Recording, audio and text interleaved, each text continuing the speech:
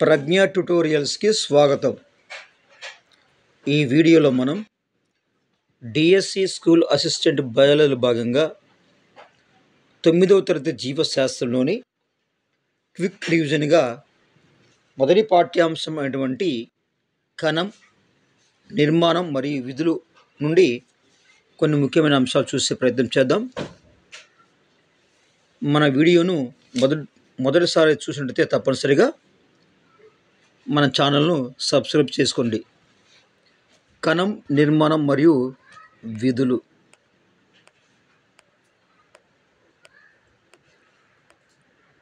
ఉల్లిపొరలో కణాలు దీర్ఘచతురస్రాకారంలో ఉంటే బుగ్గ కణాలు నిర్దిష్ట ఆకారంలో ఉంటాయి. ఉల్లిపొర అనేది మొక్క కాబట్టి మొక్కలలో కానీ అదేవిధంగా ఉల్లిపొరలో కానీ ఈ యొక్క కణాలు అనేవి దీర్ఘచతురస్రాకారంలో ఉండడం అయితే జరుగుతుంది. ఇక బుగ్గ కణాలు అంటే ఈ జంతు కణం కాబట్టి ఈ యొక్క బుగ్గ కణాలు కానీ అదేవిధంగా జంతు కణాలు కానీ నిర్దిష్ట ఆకారంలో లేదా గుండ్రంగా ఉంటాయి. నిర్దిష్ట ఆకారం లేదా గుండ్రంగా ఉండడం జరుగుతుంది. అంటే ఉల్లిపొరలో కణాలు అనేవి దీర్ఘచతురస్రాకారంలోను అదేవిధంగా బుగ్గ కణాలు అనేవి నిర్దిష్ట ఆకారంలో లేదా గుండ్రంగా ఉంటాయి. తొలినాళ్ళలో కణాన్ని సరళ సూక్ష్మదర్శిని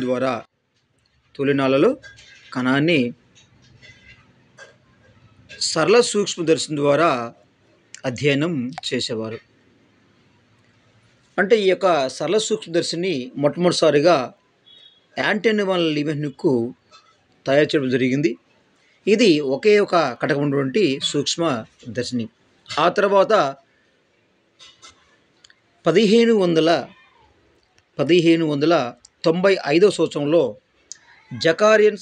జకారియన్ జాన్సన్ నుండి శాస్త్రవేత్త సంయుక్త సూక్ష్మదర్శిని కనుగొన్నాడు. ఆ తర్వాత కణాన్ని కనుగొన్నటువంటి రాబర్ట్ హుక్ కూడా మరి ఈ యొక్క సంయుక్త సూక్ష్మదర్శిని కనుగొనడం అయితే జరిగింది. సంయుక్త సూక్ష్మదర్శిని కనుగొన్న తర్వాత ఈ యొక్క కణాన్ని పరిశీలించినప్పుడు ఈ యొక్క కణాన్ని పరిశీలించినప్పుడు ఈ యొక్క కణంలో కణకవచం, కణద్రవ్యం, కేంద్రకం, హరితరేణువులు మరియు మైటోకాండ్రియా వంటి కణాంగాలు మాత్రమే చూడగలుగుతున్నాం.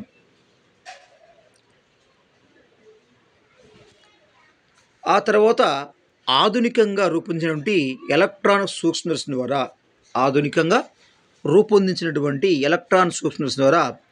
ఈ యొక్క కణాన్ని పరిశీలించినప్పుడు ఇతర కణాంగాలను కూడా స్పష్టంగా కనబడతాయి.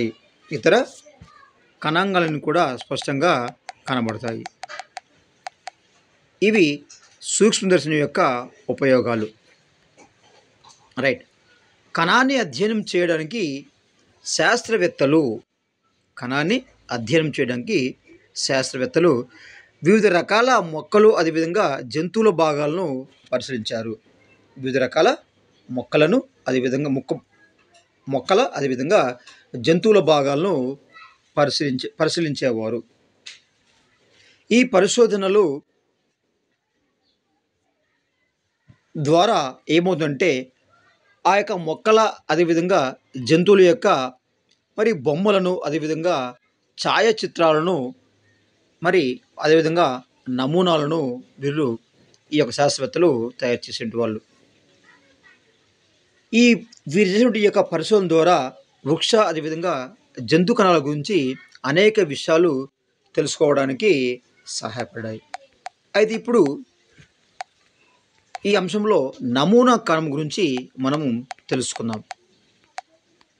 నమూనా కణం అంటే ఏమిటంటే ఒక కణంలో ఉన్నటువంటి అంటే కణంలో ఏ కణాంగాలు ఉంటాయో వాటన్నింటినీ ఒకే కణంలో చూపించగలిగినట్లయితే ఆ కణాన్ని మనం నమూనా కణము అంటాము. కణంలో ఉన్నటువంటి కణాంగాలని ఒకే కణంలో చూపించగలిగినట్లయితే దాన్ని మనం అంటే నమూనా కణము అంటాం. నమూనా వృక్ష కణంలో కానీ లేదా నమూనా జంతు కణంలో కానీ నమూనా వృక్ష కణం కానీ అదేవిధంగా నమూనా జంతు కణంలో కానీ చూపించబడిన కణాంగాలన్నీ అన్ని కణాలలో తప్పనిసరిగా ఉండాలనేటువంటి నియమమేమీ లేదండి. అంటే నమూనా కణంలో ఉన్నటువంటి కణాంగాలు అది వృక్ష కణం కావచ్చు, జంతు కణం కావచ్చు, మరి అన్ని కణాల్లో ఈ కణాంగాలన్నీ ఉండాలనేటువంటి నియమమేమీ లేదు. అంటే కొన్ని కణాల్లో కొన్ని కణాంగాలు లోపించవచ్చు, కొన్ని కణాల్లో మరి కొత్త కణాలు అంటే వేరే ఇతర కణాలు అనేవి ఉండడమైతే జరుగుతుంది. ఉదాహరణ చూసినట్టే మనము వృక్ష నమూనా కణంలో హరిత రేణువులను తప్పనిసరిగా చూపిస్తాం. వృక్ష నమూనా కణంలో మరి ఏం చేస్తామంటే హరిత రేణువులను తప్పనిసరిగా చూపిస్తాం. కానీ మొక్క యొక్క అన్ని కణాల్లో ఈ యొక్క హరిత రేణువులు అనేవి ఉండవు. ఈ యొక్క నమూనా కణంలో మనం వృక్ష కణాన్ని తీసుకొని ఈ యొక్క వృక్ష కణంలో మనము హరిత రేణువులు మనం చూపిస్తాము. కానీ మరి ప్రతి వృక్ష కణంలో మరి హరిత రేణువులు అనేవి ఉండవండి. హరిత రేణువులు అనేవి ఉండవు. రైట్. అదేవిధంగా జంతువులు కూడా మరి కణంలో అన్ని కణాంగాలు చూపిస్తున్న నమూనా కణంలో, కానీ అన్ని జంతువు యొక్క అన్ని కణాల్లో మరి అన్ని కణాంగాలు అనేవి ఉండవు. రైట్. చూడండి, ఇది నమూనా జంతు కణం, ఇది నమూనా వృక్ష కణం. చూడండి, ఈ యొక్క నమూనా వృక్ష కణంలో ఏమున్నాయంటే మైటోకాండ్రియా, లైసోజోమ్, కేంద్రకం, అదేవిధంగా సెంట్రియోల్స్, మరి కణద్రవ్యం, ప్లాస్మా పొర, అంతర్జీవ ద్రవజాలకం లేదా ద్రవ్యజాలం, అదేవిధంగా గాల్జీ సంక్లిష్టం అనేవి ఈ యొక్క నమూనా జంతు కణంలో ఉండమైతే చూస్తున్నాం. రైట్. అదేవిధంగా నమూనా వృక్ష కణంలో మరి కూడా కొన్ని కణాంగాలు ఉన్నాయి. ఏంటి సార్ అంటే అవి హరిత రేణువులు, మైటోకాండ్రియా, కేంద్రకం, గాల్జీ సంక్లిష్టం, ప్లాస్మా పొర, కణకోశం, రిక్తిక, మరి కణద్రవ్యం, అంతర్జీవ ద్రవజాలం అటువంటి భాగాలు మనం చూస్తాం. విధంగా ప్లాస్మా పొర ఉంటుంది. రైట్. ఇక్కడ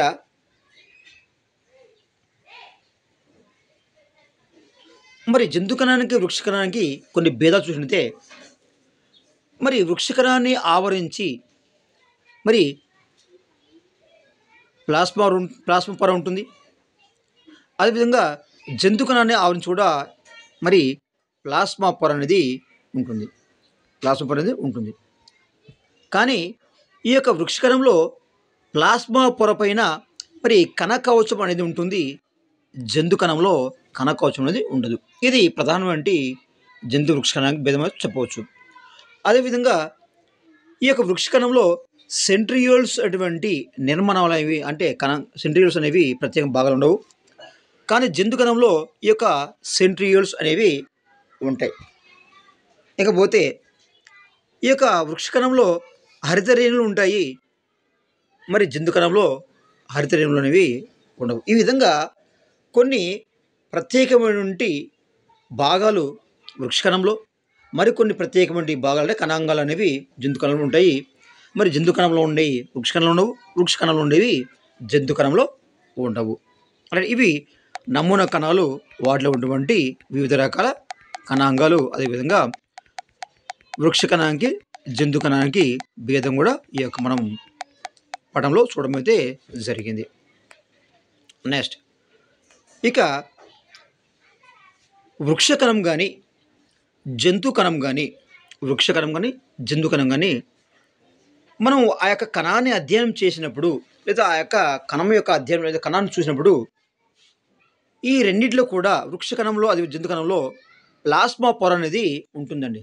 జంతు కణం ఉంటుంది, అదేవిధంగా వృక్ష కణంలో ఉంటుంది ఈ యొక్క ప్లాస్మా పొర. ఎక్కడ ఉంటుంది సార్ అంటే కణాన్ని ఆవరించి పైభాగంలో పల్చని లేయర్ వంటి పల్చని పొర వంటి నిర్మాణం ఉంటుంది. దీన్ని మనము ప్లాస్మా పొర అంటాము. ఈ ప్లాస్మా పొరకే మరొక పేరు ఏంటంటే కణత్వచము. అంటే కణత్వచము లేదా ప్లాస్మా పొర అనేది కణము బయట కణాన్ని ఆవరించి ఉంటుంది వృక్ష అదేవిధంగా జంతు కణాలలో. రైట్. ఈ యొక్క ప్లాస్మా పొర అనేది ప్లాస్మా పొర అనేది ఏమని చెప్పాము మనము, జంతు కణం చుట్టూ ప్లాస్మా పొర ఉంటుంది. అదేవిధంగా దీంతో పాటు వృక్ష కణం చుట్టూ కూడా మరి ప్లాస్మా పొర ఉంటుంది. అయితే ఈ యొక్క జంతు కణంలో ఉన్నటువంటి అంటే జంతు కణం యొక్క బయట ఉన్నటువంటి ఈ యొక్క ప్లాస్మా పొర పైన అదనంగా ఎలాంటి పొర ఉండదు. కానీ వృక్ష కణము పైన ఉన్నటువంటి ఈ యొక్క ప్లాస్మా పొర పైన మరొక పొర ఉంటుంది. ఆ పొరను మనం అంటే కణ కవచము అంటాము. కణ కవచం అంటాము. దీన్ని మనం ఇంగ్లీష్లో సెల్ వాల్ అంటాము. అంటే కణ కవచము లేదా సెల్ వాల్ అనేది అదనంగా ఈ యొక్క కణ కవచం యొక్క అంటే కణము యొక్క పై భాగంలో ఉండడం అనేది జరుగుతుంది.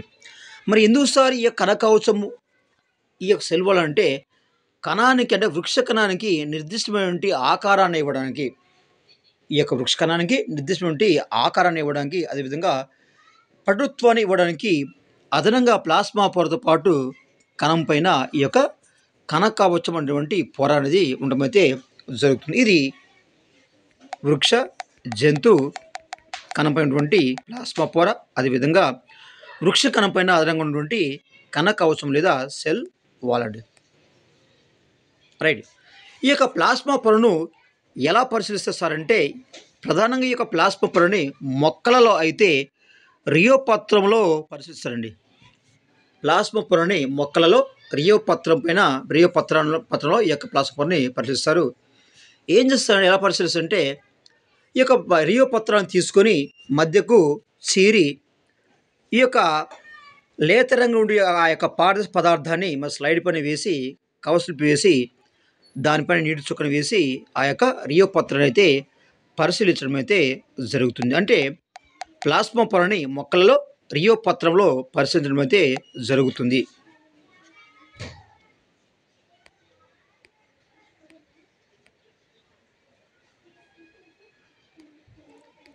రైట్. ఇంకా నెక్స్ట్ పోతే రియోపత్రపు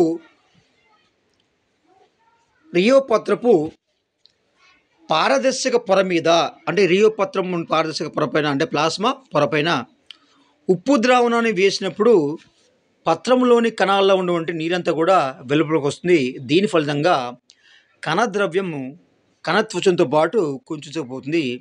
మనం కనబడే రంగు భాగము బాహ్య అంచును ప్లాస్మా పొర లేదా కణత్వచం అంటాము. అంటే ఈ యొక్క రియోపత్రం యొక్క పారదర్శక పొర మనం ఉప్పు వేసినప్పుడు అదంతా కుంచుకుపోతుంది, ముడిసిపోతుంది.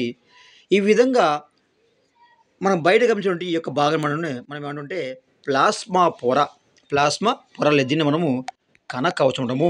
ప్రధానంగా ప్లాస్మా పొరని మొక్కల్లో రియోపత్రంలో పరిశీలిస్తాము. ఆ విషయాన్ని మనం గుర్తుపెట్టుకోవాలి. నెక్స్ట్, ప్లాస్మా పొర యొక్క నిర్మాణాన్ని మనం ఎలక్ట్రాన్ సూక్ష్మదర్శిని ద్వారా మాత్రమే చూడగలం. ఇది ఒక బిట్ అండి. ప్లాస్మా పొర యొక్క నిర్మాణాన్ని దేని సహాయం చూస్తామంటే కేవలం మనం ఎలక్ట్రాన్ మైక్రోస్కోప్తో మాత్రమే, ఎలక్ట్రాన్ సూక్ష్మదర్శిని ద్వారా మాత్రమే చూడగలుగుతాం.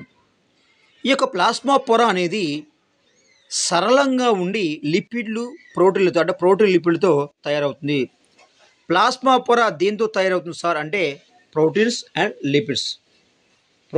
లిపిడ్స్తో తయారవుతుంది ఈ యొక్క ప్లాస్మా పొర. ఎక్కడ ఈ యొక్క మొక్కల్లో ఈ యొక్క రియోపత్రలో ఈ యొక్క ప్లాస్మా పొర అనేది లిపిడ్స్ అదేవిధంగా ప్రోటీన్స్తో తయారవుతుంది.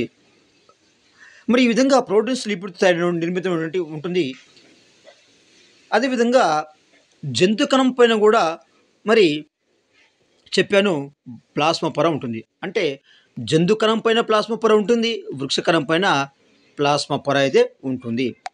అంటే వృక్ష కణం పైన ఉన్నటువంటి ఈ యొక్క ప్లాస్మా పొరలో ఏముంటుంది సార్ అంటే ప్రధానంగా ప్రోటీన్లు అదేవిధంగా లిపిడ్స్ ఉంటాయి. ఇది గుర్తుపెట్టుకోవాలి. నెక్స్ట్ పోతే జంతు కణం యొక్క బాహ్య త్వచాన్ని కూడా మనం ప్లాస్మా పొర అంటాము. ప్లాస్మా పొర కణములోని కణద్రవ్యాన్ని బాహ్య పరిసరాలతో వేరు చేస్తుంది. ఈ యొక్క ప్లాస్మా పొర దేనికి సార్ అంటే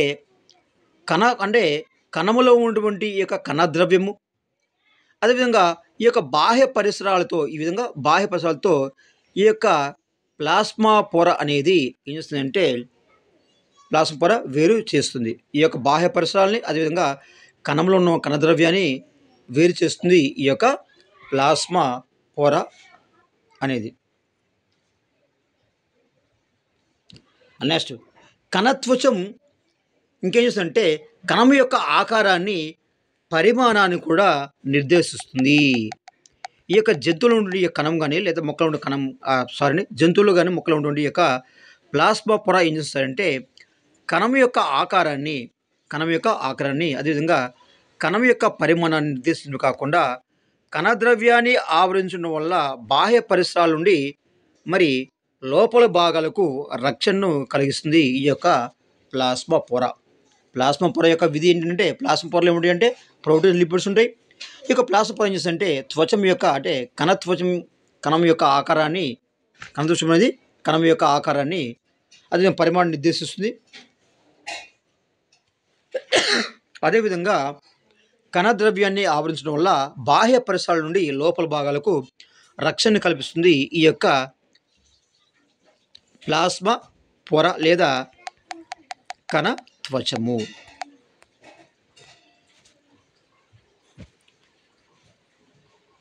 నెక్స్ట్ ఇక ప్రధానంగా పోతే ఈ యొక్క కణత్వచము లేదా ప్లాస్మా పొర అనేది కణత్వచం లేదా ప్లాస్మా పొర అనేది ఇంకేంటంటే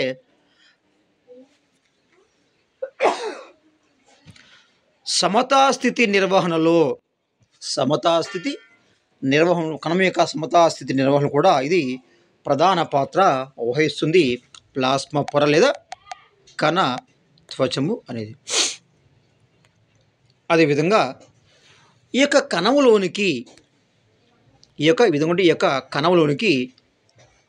కణం లోపలికి అదేవిధంగా వెలుపలికి ఏ పదార్థమైనా వెళ్ళాలంటే అంటే కణంలో నుండి పదార్థం బయటికి వెళ్ళాలన్నా, బయట నుండి పదార్థం కణంలోకి వెళ్ళాలన్నా మరి ఆ పదార్థాలు అనేవి ఈ యొక్క ప్లాస్మా పొర ద్వారా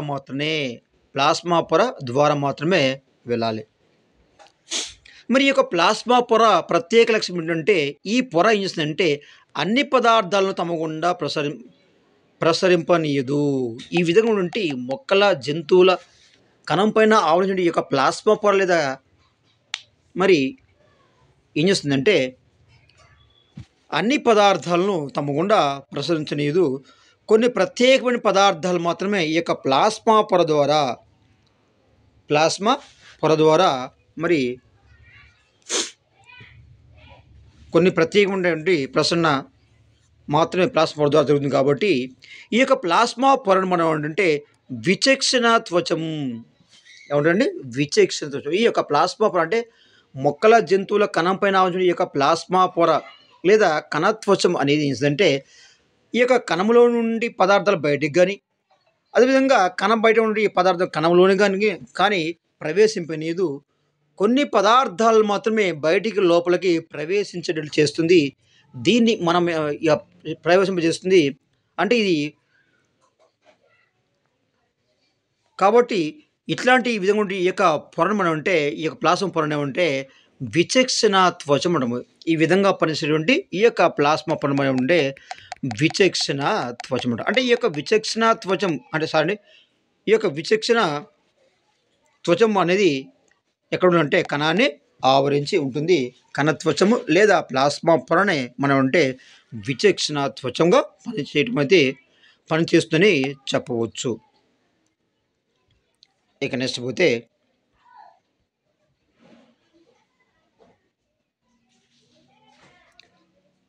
కణకవచం. రైట్, ఇందాక చెప్పాను. ఈ యొక్క కణకవచం అనేది ఎక్కడ ఉంటుంది మొక్కల్లో ఉంటుంది. అంటే జంతు కణాన్ని ఆవరించి ప్లాస్మా పొర ఉంటుంది. వృక్ష కణాన్ని ఆవరించి కూడా ప్లాస్మా పొర ఉంటుంది. ఇది కూడా పారదర్శక పదార్థం పనిచేస్తుంది ప్లాస్మా పొరగా. విచక్షణ త్వచంగా ఇది కూడా విచక్షణ త్వచంగా పనిచేస్తుంది.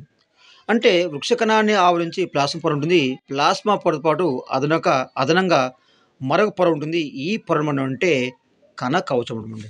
ఏమంటుంది? కణకవచం అంటాము. దీన్ని మనం సెల్ వాల్ అని కూడా అంటాము. రైట్, ఈ యొక్క కణకవచం అనేది ఎక్కడ కనబడుతుంది అంటే వృక్ష కణంలో మాత్రమే కనబడుతుంది. అంటే ఇది కణకవచం అనేది వృక్ష కణాలలో కనబడేటువంటి ఒక ప్రత్యేకమైన భాగము. జంతు కణంలో ప్లాస్మా పొర వెలుపల పొరగా ఉంటే మరి వృక్ష కణాల్లో దీంతో పాటుగా సెల్యులోజ్తో ఇక్కడేమో ప్రోటీన్స్, లిపిడ్స్ తయారవుతుంది.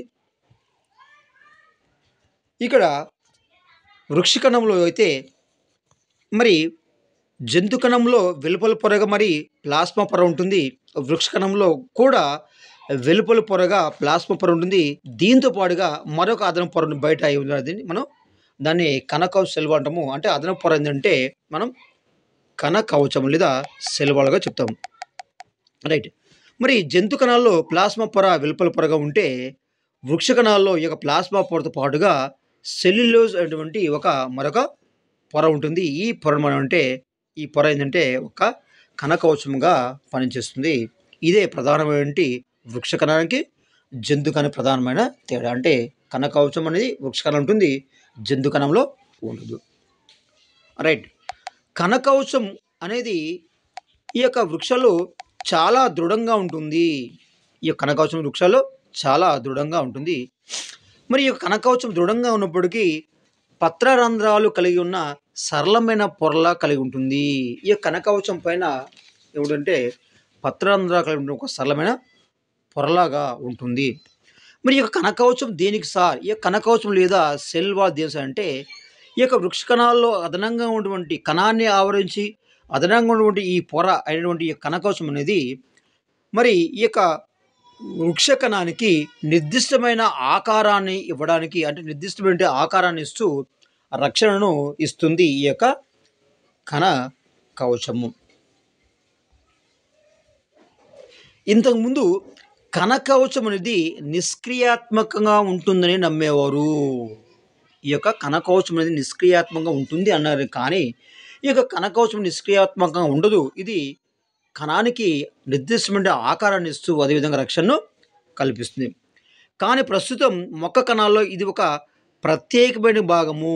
ఏంటిది? ఈ యొక్క కణ కవచం అనేది మొక్క యొక్క కణాల్లో ప్రత్యేకమైన భాగము. పెరుగుదల అదేవిధంగా అభివృద్ధి జరిగేటప్పుడు దేంట్లో ఈ యొక్క మొక్కల్లో పెరుగుదల అదేవిధంగా అభివృద్ధి జరిగేటప్పుడు పెరుగుదల మరియు అభివృద్ధి జరిగేటప్పుడు దేని ద్వారా కణ కవచం ద్వారా ఇతర కణాలకు నిరంతరంగా సమాచార మార్పిడి అనేది జరుగుతుంది.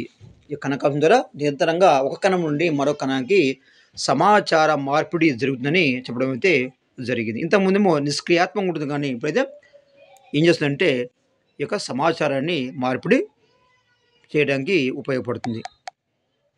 ఇక నెక్స్ట్ పోతే ఈ యొక్క కణ కవచంకి ఏం చేస్తుందంటే కణద్రవ్యం ద్వారా ఏర్పడి బాహ్య పీడనానికి నిరోధించడానికి ఈ యొక్క కణకవచం ఏంటంటే కణద్రవ్యం ద్వారా బాహ్య పీడనం అంటే కణం ఉంటుంది, కణంలో ఉండి మరి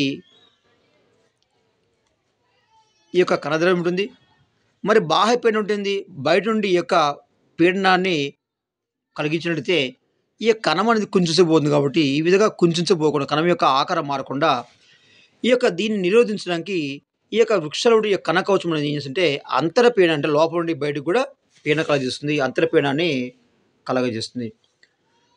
అదేవిధంగా ఈ యొక్క కణ కవచం అనేది పరిసరాల్లో జరిగేటువంటి మార్పులను తట్టుకునే శక్తి మరి జంతు కణం కంటే వృక్ష కణానికి ఎక్కువగా ఉంటుంది ఈ యొక్క కణ కవచం అనేది ఉండడం వల్ల. అంటే పరిసరాల్లో జరిగేటువంటి మార్పు తట్టుకునే శక్తి అనేది ఈ యొక్క జంతు కణం కంటే వృక్ష కణానికి ఎక్కువగా ఉంటుంది. ఇది మనం గుర్తుంచుకోవాలి. ఇది ప్రధానంగా కణం పైన ఉన్నటువంటి ఒక పొర అయినటువంటి కణకవచం. అంటే కణకవచం మొక్కలు ఉంటుంది, ప్లాస్మా పొరేమో మరి మొక్కలో జంతు ఉంటుంది. ఇది ప్రధానంగా ఇక్కడ నచ్చిపోతే ఇది ఇక కణముల లోపల చూడండి. ఈ యొక్క కణముల లోపల ఏముంటుంది సార్ అంటే కణముల లోపల ఏముంటుంది సార్ అంటే కేంద్రకం ఉంటుంది. చూడండి, ఇది మామూలుగా ఇది కణము అనుకుంటే మరి కణము యొక్క మధ్యలో ఒక చిన్న ముదురు రంగులో ఉండి చుక్క నిర్మాణం కనబడుతుంది. దీన్ని మనం అంటే కేంద్రకము అంటాము. ఏమంటాం మనం? కేంద్రకం అంటాము. ఈ యొక్క కేంద్రకం అనేది ఎక్కడ ఉంటుంది అంటే కణము యొక్క మధ్యలో ఉంటుంది. రైట్, సాదా మధ్యలో ఉంటుంది. ఈ కణం అనేది కొంచెం పక్క కూడా ఉండడం అయితే జరుగుతుంది. అంటే మధ్యలో ఉండొచ్చు, అదేవిధంగా కొంచెం పక్క కూడా ఉండవచ్చు. మరి ఇటువంటి యొక్క కణాన్ని పరిశీలించడానికి దేన్ని ఉపయోగిస్తారంటే మరి బుగ్గలోని కణాన్ని అంటే కేంద్రకాన్ని పరిశీలించడానికి జంతువులలో బుగ్గలోని మరి కణాన్ని ఉపయోగిస్తారు. అంటే బుగ్గ యొక్క కణాన్ని ఉపయోగించి దాంట్లో కేంద్రకాన్ని కనడం అయితే జరుగుతుంది. ఇది ఎలా సార్ అంటే దీనికోసమని toothpaste, ice cream, spoon, slide, cover slip, watch glass, needle, అద్దుడు కాగితం ఇలా అదేవిధంగా 1% మిథిలిన్ బ్లూ ఉప్పు ద్రావణం, గ్లేజర్ సూక్ష్మరశ్మిని ఉపయోగించి ఈ యొక్క బుగ్గ కణంలో ఉన్నటువంటి కేంద్రకాన్ని పరిశీలించడం అయితే జరుగుతుంది. రైట్. మరి కేంద్రకాన్ని బుగ్గలో ఉన్నటువంటి కణములో కేంద్రకాన్ని కనుగొనడానికి మరి వాడేటువంటి అభిరంజకము ఏంటి సార్ అంటే ఒక చుక్క మిథిలిన్ బ్లూ. ఇది గుర్తుపెట్టుకోవాలండి. కేంద్రకానికి రంజనం చేసేటువంటి పదార్థం రంజకము లేదా రంజకము స్టెయిన్ ఏంటంటే మిథిలిన్ బ్లూ. ఈ యొక్క మిథిలిన్ బ్లూ ఉపయోగించి కేంద్రకాన్ని కనుగొనడం అయితే జరుగుతుంది. ఇది గుర్తుంచుకోవాలా. ఇక నెక్స్ట్ చూసినట్టయితే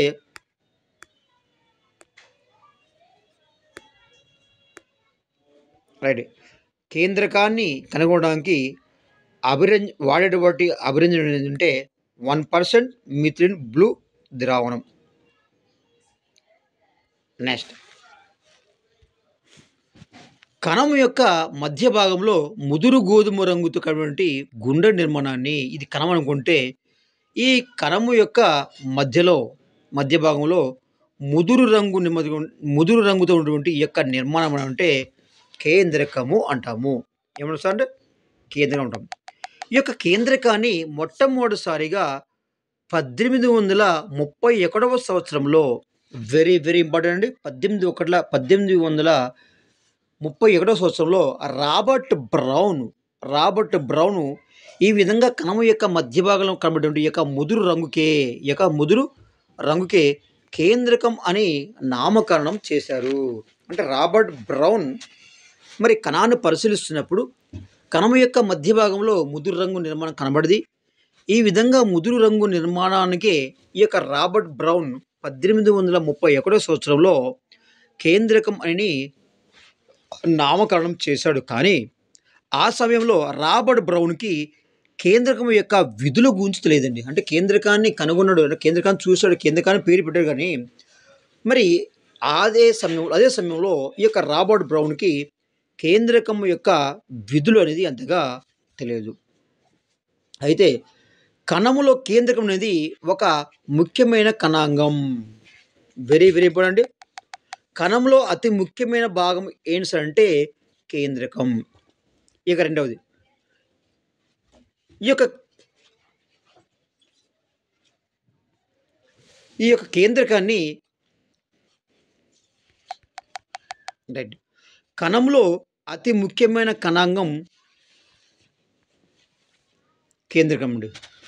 కణంలో కేంద్రకం అనేది అతి ముఖ్యమైన కణాంగం. దీనిని కణ నియంత్రణ గది అంటారండి. ఈ యొక్క కేంద్రకణం అంటే కణ నియంత్రణ గది అంటాం. కణాలన్నింటిలో పెద్దగా స్పష్టంగా కనబడేటువంటి కణాంగం అవే కేంద్రకం. అంటే కణాంగాల అన్నింటిలో కంటే కొంచెం పెద్దగా స్పష్టంగా కనబడేటువంటి నిర్మాణమే మనం కేంద్రకంగా చెప్పవచ్చు. ఈ యొక్క కణాంగాన్ని మనం అంటే దీన్ని మనం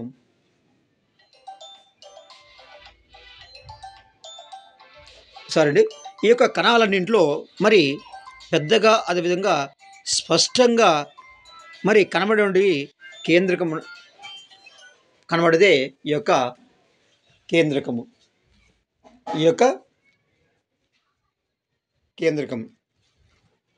అయితే కణ సిద్ధాంతము ప్రతిపాదించినటువంటి ఈ యొక్క స్వీడన్ అండ్ స్వాన్ కణ సిద్ధాంతమును ప్రతిపాదించినటువంటి ఈ యొక్క స్వీడన్ అదేవిధంగా స్వాన్ ఏం చెప్పారంటే కొత్త కణాలు కేంద్రకం నుండి ఉద్భవిస్తాయని, కేంద్రకాన్ని సైటోబ్లాస్ట్ అంటారని ఊహించారు. కణ సిద్ధాంతాన్ని ప్రతిపాదించిన స్లీడన్ కూడా కొత్త కణాలు కేంద్రకం నుండి ఉద్భవిస్తాయని, కేంద్రకాన్ని సైటోబ్లాస్ట్ అంటారని ఊహించారు. ఎవరంటే స్లీడన్ అనే శాస్త్రవేత్త. ఇక నెక్స్ట్ పోతే, కొన్ని నిజకేంద్రక కణాలు మినహాయించి అన్ని నిజకేంద్రక కణాల్లో కేంద్రకము ఉంటుంది. అన్ని నిజకేంద్రక కణాల్లో కేంద్రకం అనేది ఉంటుంది. ఇక నెక్స్ట్ పోతే, క్షీరదళ ఎర్ర రక్త కణాల్లో మొక్కలలో పోషక కణజాలంలోని చాలనీ నాళాల్లో కేంద్రకము ఉండదు. Very very important. అన్ని నిజ కేంద్రక కణాల్లో మరి కేంద్రకం ఉంటుంది ఒకటి. మరి కేంద్రకం ఎక్కడ ఉండదు సార్ అంటే క్షీరదళ ఎర్ర రక్త కణాల్లో కేంద్రకం ఉండదు. క్షీరదళ ఎర్ర రక్త కణాల్లో మరి కేంద్రకం అనేది ఉండదు. అదేవిధంగా మొక్కలలో పోషక కణజాలంలోని చాలనీ నాళాల్లో, మొక్కల్లో సాధారణంగా మరి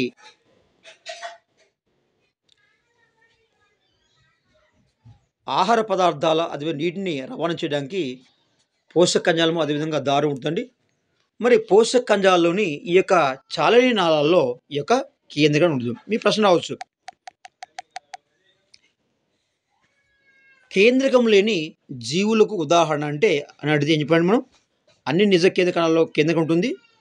ఎక్కడ ఉండవు అంటే క్షీరదాల యొక్క ఎర్ర రక్త కణాలు, అదేవిధంగా మొక్కల్లో ఉన్నటువంటి పోషక కణజాలంలోని చాలనీ నాళాల్లో కేంద్రకం అనేది ఉండదు.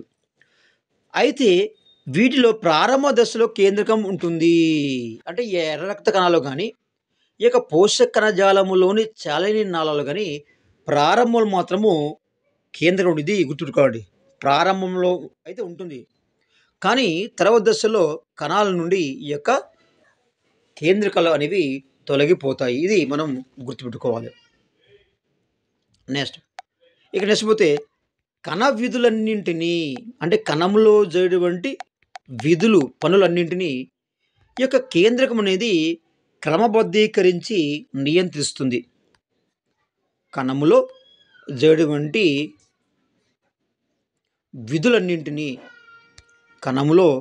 కణ విధులన్నింటినీ ఈ యొక్క కేంద్రకం అనేది క్రమబద్ధీకరించి నియంత్రిస్తుంది. అంతేకాకుండా ఈ యొక్క కేంద్రకం ఇంకేం చేస్తుందంటే జన్యు సమాచారాన్ని కలిగి ఉంటుంది. కణంలో ఉన్నటువంటి కేంద్రకం అంటే అన్ని విధులను నియంత్రిస్తుంది, కణ విధులన్నింటినీ నియంత్రిస్తుంది ఈ యొక్క కేంద్రకం. ఇక రెండవది, ఈ యొక్క కేంద్రకం చేస్తుందంటే జన్యు సమాచారాన్ని కలిగి ఉంటుంది. ఇక నెక్స్ట్ పోతే, ఈ కేంద్రకం అనేది జీవుల యొక్క లక్షణాలను నిర్ధారిస్తుందని అంటారండి. కేంద్రకం అనేది జీవుల యొక్క లక్షణాలను నిర్ధారిస్తుంది. కణంలో ఉన్నటువంటి కేంద్రకం ఏం చేస్తాయంటే, ఒకటేమో కణంలో ఉన్న కేంద్రకం అనేది కణం యొక్క విధులన్నింటినీ క్రమబద్ధీకరించి నియంత్రిస్తుంది. 2, కణంలో ఉన్నటువంటి కేంద్రకం అనేది జన్యు సమాచారం కలిగి ఉంటుంది. 3, కణంలో ఉన్నటువంటి ఈ యొక్క కేంద్రకం అనేది జీవుల యొక్క లక్షణాలను నిర్ధారిస్తుంది. కాబట్టి కణ విభజనలో కూడా కేంద్రకం ప్రధాన పాత్ర వహిస్తుంది. సెల్ డివిజన్, కణ విభజనలో కేంద్రకం అనేది ప్రధాన పాత్ర వహిస్తుంది. ఇది కేంద్రకం యొక్క ప్రత్యేకమైన విధులుగా మనము చెప్పవచ్చండి. కనకపోతే కేంద్రకం అదేవిధంగా కణద్రవ్య పదార్థాలను వేరు చేస్తూ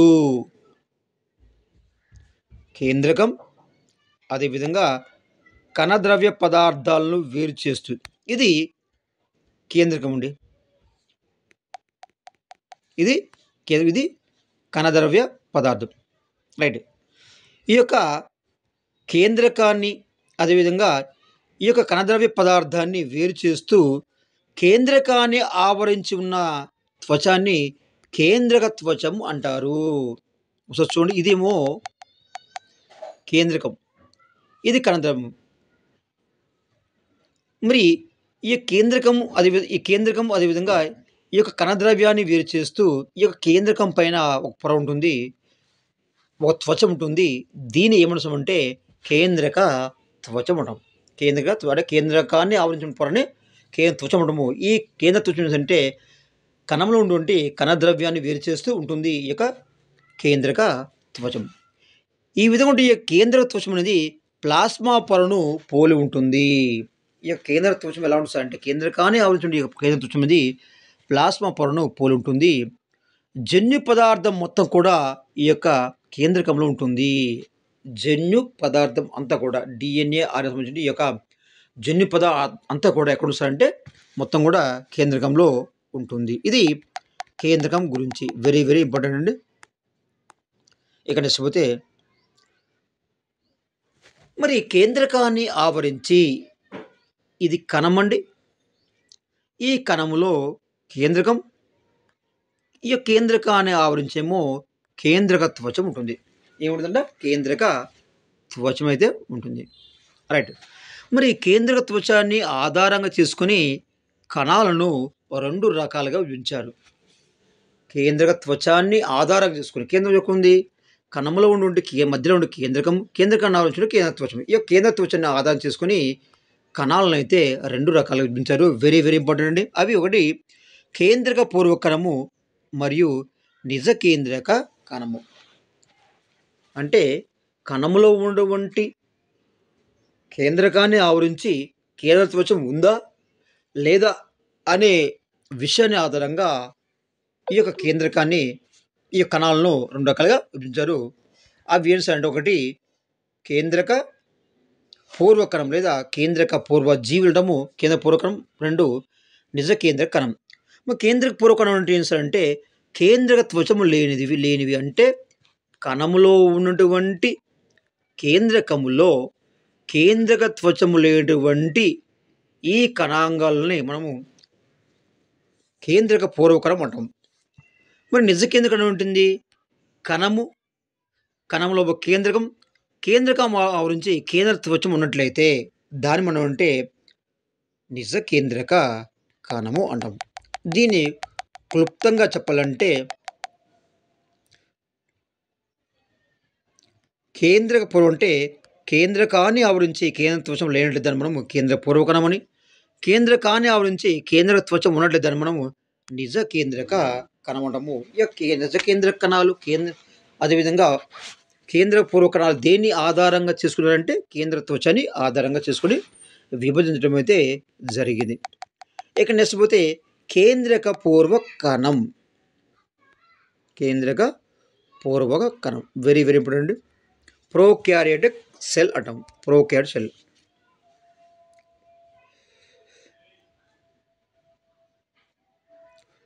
నిజ కేంద్రక కణం ఇందులో కేంద్ర త్వచం ఉంటుంది. కేంద్ర త్వచం లేని కణాలను కేంద్రక పూర్వ కణాలు అంటాము. కేంద్ర త్వచం లేని కణాలను కేంద్రక పూర్వ కణాలు అంటాము.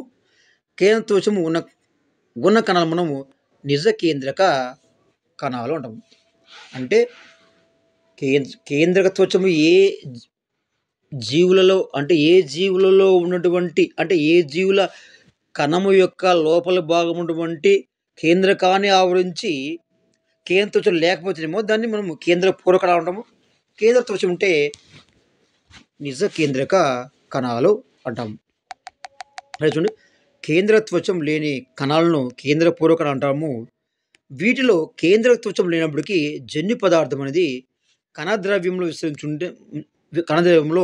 విస్తరించి ఉంటుంది. ఈ విధంగా ఉండే యొక్క కేంద్రక పూర్వ కణాలకు ఉదాహరణ ఇస్తారంటే సైనోబాక్టీరియా, వీటి మనం నీలి ఆకుపచ్చ శైవలాలు అంటాము. ఈ యొక్క నీలి ఆకుపచ్చ శైవలాలు లేదా ఈ యొక్క సైనోబాక్టీరియాలు అనేవి కేంద్రక పూర్వ కణాలకు లేదా కేంద్రక పూర్వ జీవులకు ఉదాహరణగా మనము చెప్పవచ్చు. ఇక నెక్స్ట్ రెండవది కేంద్రక త్వచం కలిగి ఉన్నటువంటి కణాంగాలు మనం అంటే నిజ కేంద్రక కణాలు అంటాము. నిజ కేంద్రక కణం అంటాము. ఉదాహరణ అంటే వృక్ష కణం, జంతు అంటే వృక్ష జంతు కణాల్లో ఉన్నటువంటి ఈ యొక్క కేంద్రకంలో కణం ఉంటుంది. వృక్ష జంతు కణాల్లో మరి కణం ఉంటుంది. కణంలో కేంద్రకం ఉంటుంది. కేంద్రకాన్ని ఆవరించి కేంద్రక త్వచం ఉంటుంది. దీన్ని మనము కేంద్ర త్వచకమైనటువంటి నిజ కేంద్ర కణాలు చెప్పవచ్చు. ఈ యొక్క నిజ కేంద్ర కణాలకు ఉదాహరణ అంటే వృక్ష కణము, అదేవిధంగా జంతు కణం. దీంతో మనము రెండవ పార్ట్ అయితే మనం ముగించున్నాం. ఒకటి ఏంటంటే కేంద్రకాన్ని ఆవరించి మరి ప్లాస్మా పొర, కణకవచం. రెండవది మరి కేంద్రకం చెప్పుకున్నాము. మూడవది కణద్రవ్యము. కణద్రవ్యము అంటే మరి ఇది ఒక అంటే కణము యొక్క మధ్యలో కేంద్రం ఉంటుంది.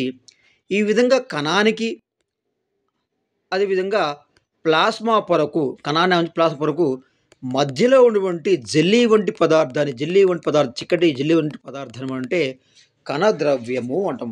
ఏమంటాం? ఇది కణద్రవ్యం. ఇప్పుడు కణద్రవ్యం గురించి వివరంగా నేర్చుకుందాం.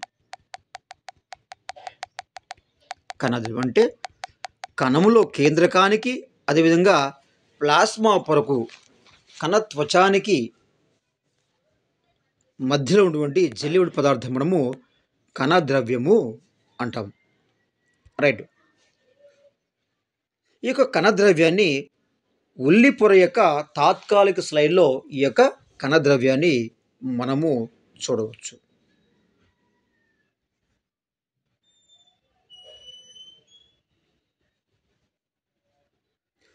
ప్లాస్మా పొరచే ఆవరించి జిగురు లాంటి పదార్థమే కణద్రవ్యము. ప్లాస్మా పొరచే ఆవరించబడి ఈ యొక్క కేంద్రకానికి ప్లాస్మా పొరకు మధ్య ఉన్నటువంటి ఆ యొక్క జిగురు లాంటి పదార్థము, జెల్లీ లాంటి జిగురు పదార్థమే మనం కణద్రవ్యము అంటాము. ఈ యొక్క కణద్రవ్యములో ఏమిటంటే కణాంగాలు అనేవి ఉంటాయండి. కణాంగాలు అంటే మైటోకాండ్రియా, అంతర్జీవ ద్రవ్యజాలకం, మైటోకాండ్రియా, రైబోజోములు, లైసోజోములు ఇవన్నీ కూడా ఎక్కడ అంటే కణద్రవ్యంలో ఉంటుంది. మరి ప్రతి కణాంగం అనేది నిర్దిష్టమైనటువంటి విధిని నిర్వర్తిస్తుంది. ప్రతి కణాంగం అంటే అనేక కణాంగాలు ఉంటాయి. ప్రతి కణాంగం కూడా నిర్దిష్టమైనటువంటి విధిని నిర్వర్తిస్తుంది. మరొకసారి చెప్తామండి. ఇది కణం అనుకుంటే కణం యొక్క మధ్య భాగంలో కేంద్రకం ఉంటుంది. ఈ ప్లాస్మా పొర ఉంటుంది. ఈ యొక్క ప్లాస్మా పొరకు అదేవిధంగా కణాన్ని ఆవటువంటి ఈ యొక్క పొరకు మధ్యలో ఉన్నటువంటి ఈ విధంగా ఉన్నటువంటి ఈ యొక్క జిగురు పదార్థం మనము కణద్రవ్యం అంటాము. ఈ యొక్క కణద్రవ్యంలో అనేక మరి కణాంగాలు ఉంటాయి. ఒక్కొక్క కణాంగం అనేది ఒక్కొక్క ప్రత్యేకమైన విధులను నిర్వర్తిస్తుంది. ఇప్పుడు కణద్రవ్యంలో ఉన్నటువంటి ఆ యొక్క కణాంగాలు ఏంటో ఒకసారి చూసే ప్రయత్నం అయితే చేద్దాము. ప్రతి కణాంగం కూడా ఒక ప్రత్యేకమైన విధిని నిర్వర్తిస్తుంది. నెక్స్ట్ ఈ యొక్క కణములో ఉన్నటువంటి ఈ యొక్క కణాంగాలు మనం అంటే సెల్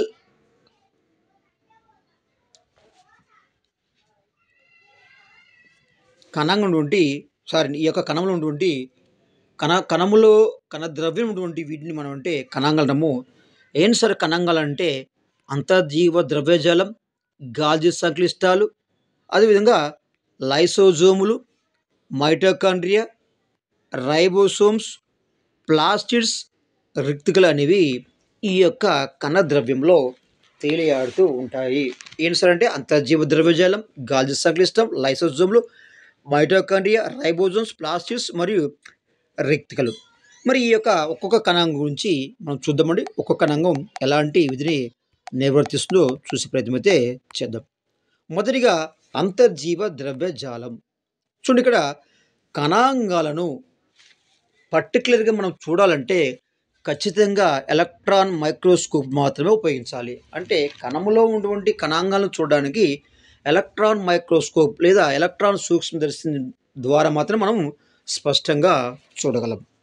అయితే కణాన్ని ఎలక్ట్రాన్ మైక్రోస్కోప్ ద్వారా చూస్తున్నప్పుడు మరి కణద్రవ్యం అంతా ఇది కణమండి, కేంద్రకం ఇది కణద్రవ్యం. ఈ యొక్క కణద్రవ్యం అంతా కూడా మరి వల వంటి త్వచముతో కణమంతా కూడా ఈ యొక్క వల వంటి త్వచముతో వ్యాపించినట్లుగా కనబడుతుంది.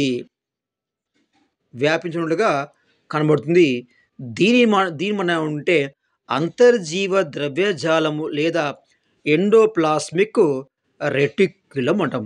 అంతర్జీవ ద్రవ్యజాలం లేదా ఎండోప్లాస్మిక్ రెటిక్యులం అంటాం. అంటే ఈ విధంగా కణమంతా కూడా వలవలే ఉంటుంది. దీన్ని మనం అంతర్జీవ ద్రవ్యజాలం లేదా ఎండోప్లాస్మిక్ రెటిక్యులం అంటాం.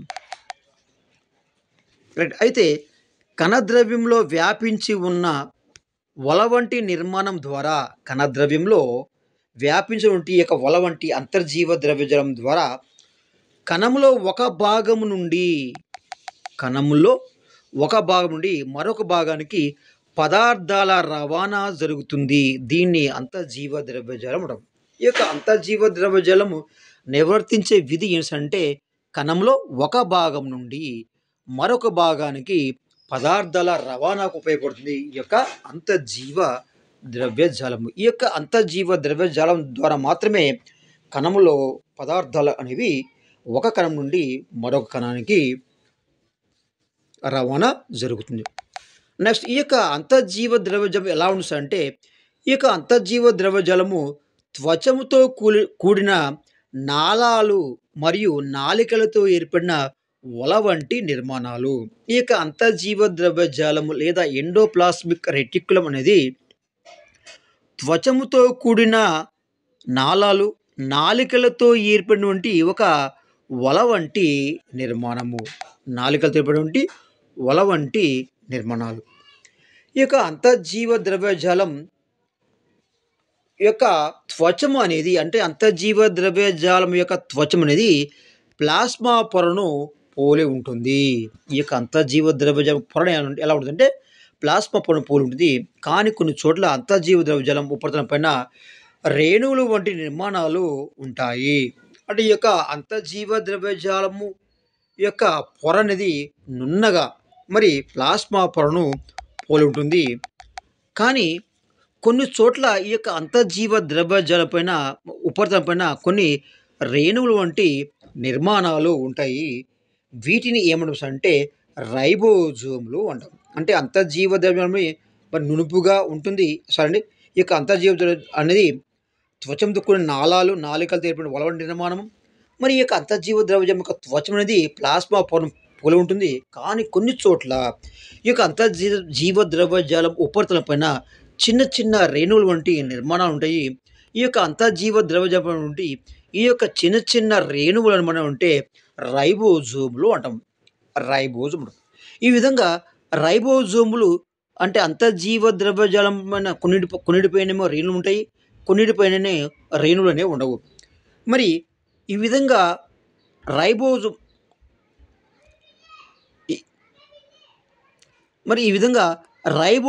పైన ఈ యొక్క అంతర్జీవ ద్రవ్యజాలం పైన రైబోజోములు కలిగి ఉన్నట్లయితే అలాంటి అంతర్జీవ ద్రవ్యజాలం అంటే గరుకు అంతర్జీవ ద్రవ్యజాలం అంటాము.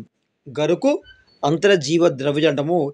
మరి ఈ యొక్క అంతర్జీవ ద్రవ్యజాలం పైన ఎలాంటి గరుకులు అంటే ఎలాంటి రైబోజోములు లేనట్లయితే దాన్ని ఏమంటారు అంటే నునుపు అంతర్జీవ ద్రవ్యజాలం. అంటే ప్రజలు ఇక్కడ రైబోజోములు ఉండడము లేకపోవడం బట్టి ఈ యొక్క అంతర్జీవ ద్రవ్యజాలాన్ని రెండు రకాలు చూస్తారు. ఒకటేమో గరుకు అంతర్జీవ ద్రవ్యజాలం అంటే రైబోజోములు ఉన్నవి, ఎక్కడ ఈ యొక్క అంతర్జీవ ద్రవ్యజాలం పైన రైబోజోములు ఉన్నాయి.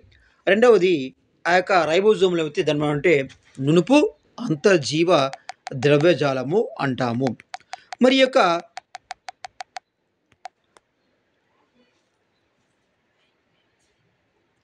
గరుకు అంతర్జీవ ద్రవ్యజాలం పైనటువంటి ఈ యొక్క రేణువులు దేనికి సారంటే ఈ విధంగా గరుకు అంతర్జీవ ద్రవ్యజాలం యొక్క రేణువులు దేనికి సారంటే ప్రోటీన్ల సంశ్లేషణానికి ఉపయోగపడుతుంది. అంటే గరుకు అంతర్జీవ ద్రవ్యజాలం అనేది ప్రోటీన్ల సంశ్లేషణకు ఉపయోగపడుతుంది.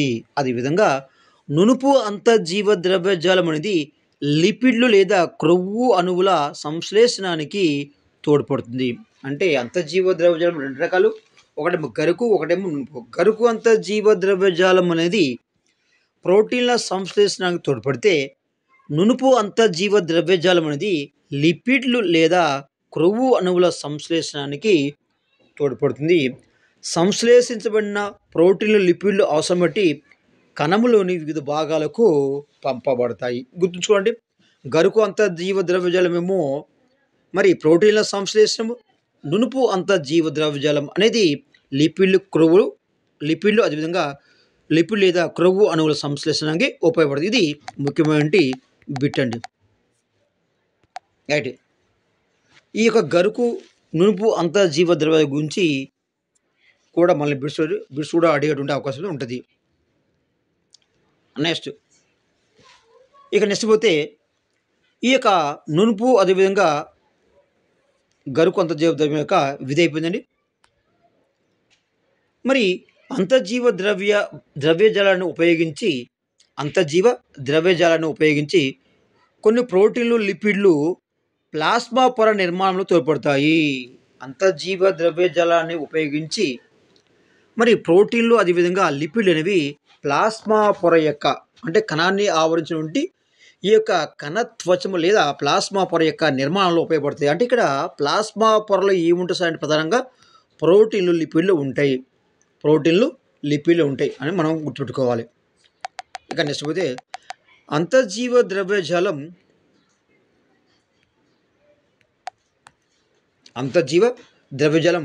ప్రోటీన్ల వంటి కొన్ని ప్రత్యేక పదార్థాలను కణద్రవ్యంలోని వివిధ ప్రాంతాలకు లేదా కణద్రవ్యం నుండి కేంద్రకానికి రవాణా చేయడానికి ఉపయోగపడతాయి. ఇది అంతర్జీవ ద్రవ్యజాలం గురించి.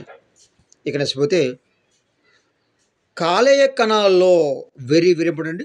కాలేయ కణాల్లో నునుపు అంతర్జీవ ద్రవ్యజాలము అనేక విష పదార్థాలు, మత్తు పదార్థాలను నిర్వీర్యం చేయడంలో ప్రధాన పాత్ర వహిస్తుంది.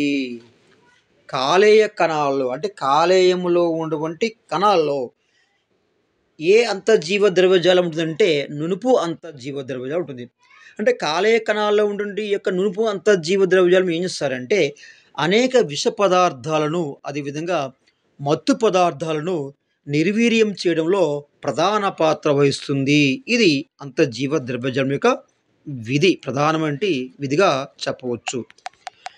ఇక నెక్స్ట్ అంతర్జీవ ద్రవ్యజాలం వీటి గురించి అయిన తర్వాత ఇక నెక్స్ట్ పోతే గాల్జీ సంక్లిష్టం. దీని మనము గాల్జీ దేహము అంటామండి. గాల్జీ దేహం లేదా గాల్జీ సంక్లిష్టం. ఈ యొక్క గాల్జీ సంక్లిష్టాన్ని 1898 సంవత్సరంలో 1898 సంవత్సరంలో మరి 1999 సంవత్సరంలో ఏం చేశారంటే కంటికి కనిపించే బ్యాక్టీరియాను నమీబియా సముద్ర తీరంలో మరి కనుగొనడం 1999.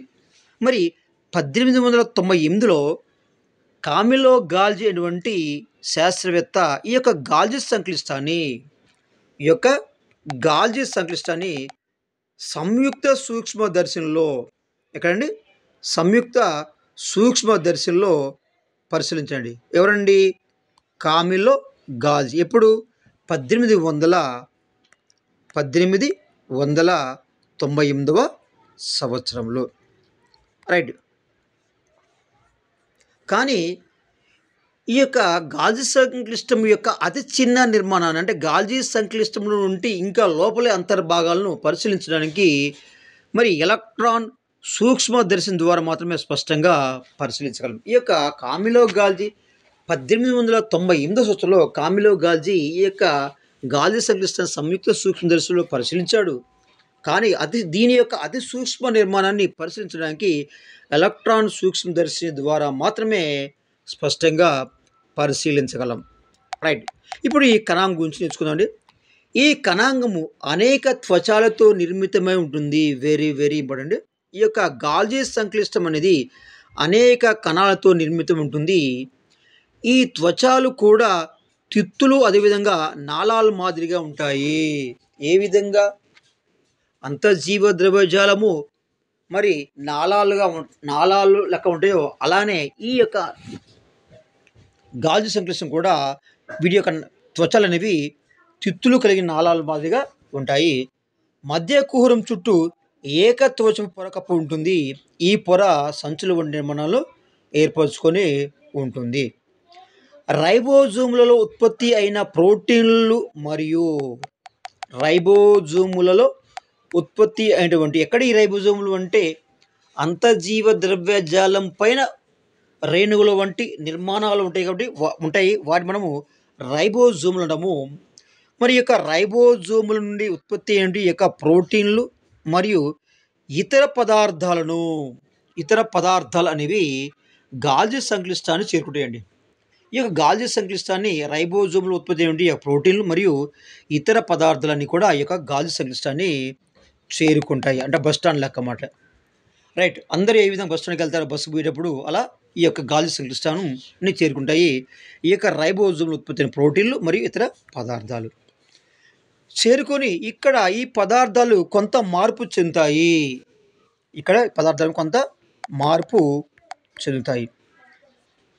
గాల్జీ సంక్లిష్టాలు వివిధ రకాల పదార్థాలను కణములోని ఇతర భాగాలకు రవాణా చేసే ముందు తమలో నిల్వ చేసుకుంటాయి. అక్కడి నుండి పదార్థాలన్నీ ప్లాస్మా పొరవైపు కానీ లేదా మరో కణమై ఉండి రైబోజోముల వైపు కానీ పంపబడతాయి. ఈ విధంగా అంటే మరి రైబోజోమ్ ఉత్పత్తి ఈ యొక్క ప్రోటీన్లు అదేవిధంగా ఇతర పదార్థాలు ఈ యొక్క పదార్థాలు కొంత మార్పు చెంది ఎక్కడ గాల్జీ సంక్లిష్టం మార్పు చెంది ఇక గాల్జీ సంక్లిష్టం నుండి మరొక కణానికి మరి ప్లాస్మా పొరవైపు కానీ లేదా మరొక కణాంగమైనటువంటి మరి రైబోజోముల వైపు నెట్టబడతాయి. అంటే ఈ యొక్క ప్రోటీన్లు ఇతర పదార్థాలు అనేవి రైబోజోముల నుండి గాల్జీ సంక్లిష్టం నుండి లైసోజోములకు చేరవేయబడతాయి లేదా పంపబడతాయి.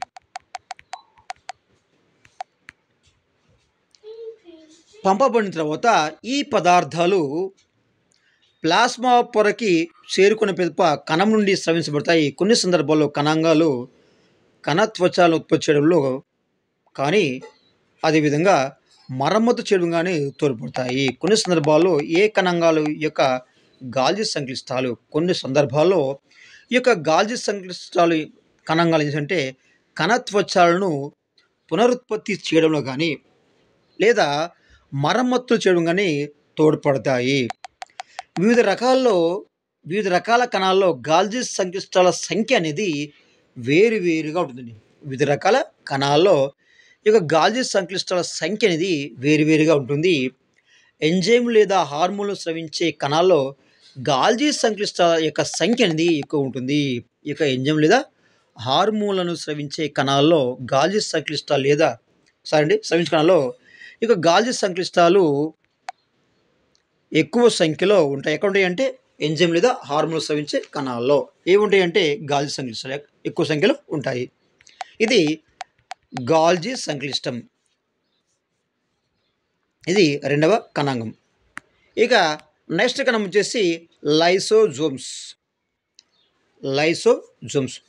కణంలో కొన్ని రకాల ఎంజైమ్లకు కణంలో అన్ని పదార్థాలను వినాశనం చేసే శక్తి ఉన్నప్పటికీ కణం నశించకపోవడం చాలా కాలం శాస్త్రవేత్తలు అంతుచిక్క ప్రశ్నగా మిగిలింది.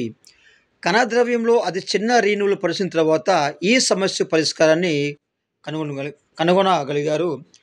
ఈ రేణువులలో వినాశనకరమైన ఎంజైమ్లు ఉంటాయి. వీటిని లైసోజోములు అంటారు. అంటే లైసోజోములలో ఏముంటుంది అంటే వినాశనకరమైన ఎంజైమ్లు ఉంటాయి. ప్రధానంగా ఈ యొక్క లైసోజోములలో వినాశనకరమైన ఎంజైమ్లు ఉంటాయి. ఇది గుర్తుపెట్టుకోవాలి. అదేవిధంగా ఈ యొక్క లైసోజోములను అంటే స్వయం విచ్ఛిత్ సంచులు లేదా suicidal bags of the cell. స్వయం విచ్ఛిత్ సంచులు లేదా suicidal bags of the cell లేదా ఆత్మహత్య కోశాలు అని కూడా ఈ యొక్క లైసోజోములను అంటాం. అది గుర్తుపెట్టుకోవాలి. ఇక నెక్స్ట్ నాలుగవ కణాంగం ఏంటంటే సార్ అంటే మైటోకాండ్రియా. ఏ కాండ్రియా? మైటోకాండ్రియా.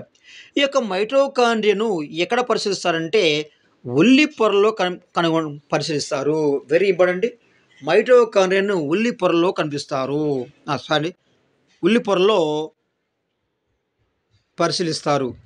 ఇక నెక్స్ట్ పోతే ఈ యొక్క మైటోకాండ్రియాలో సారీ అండి.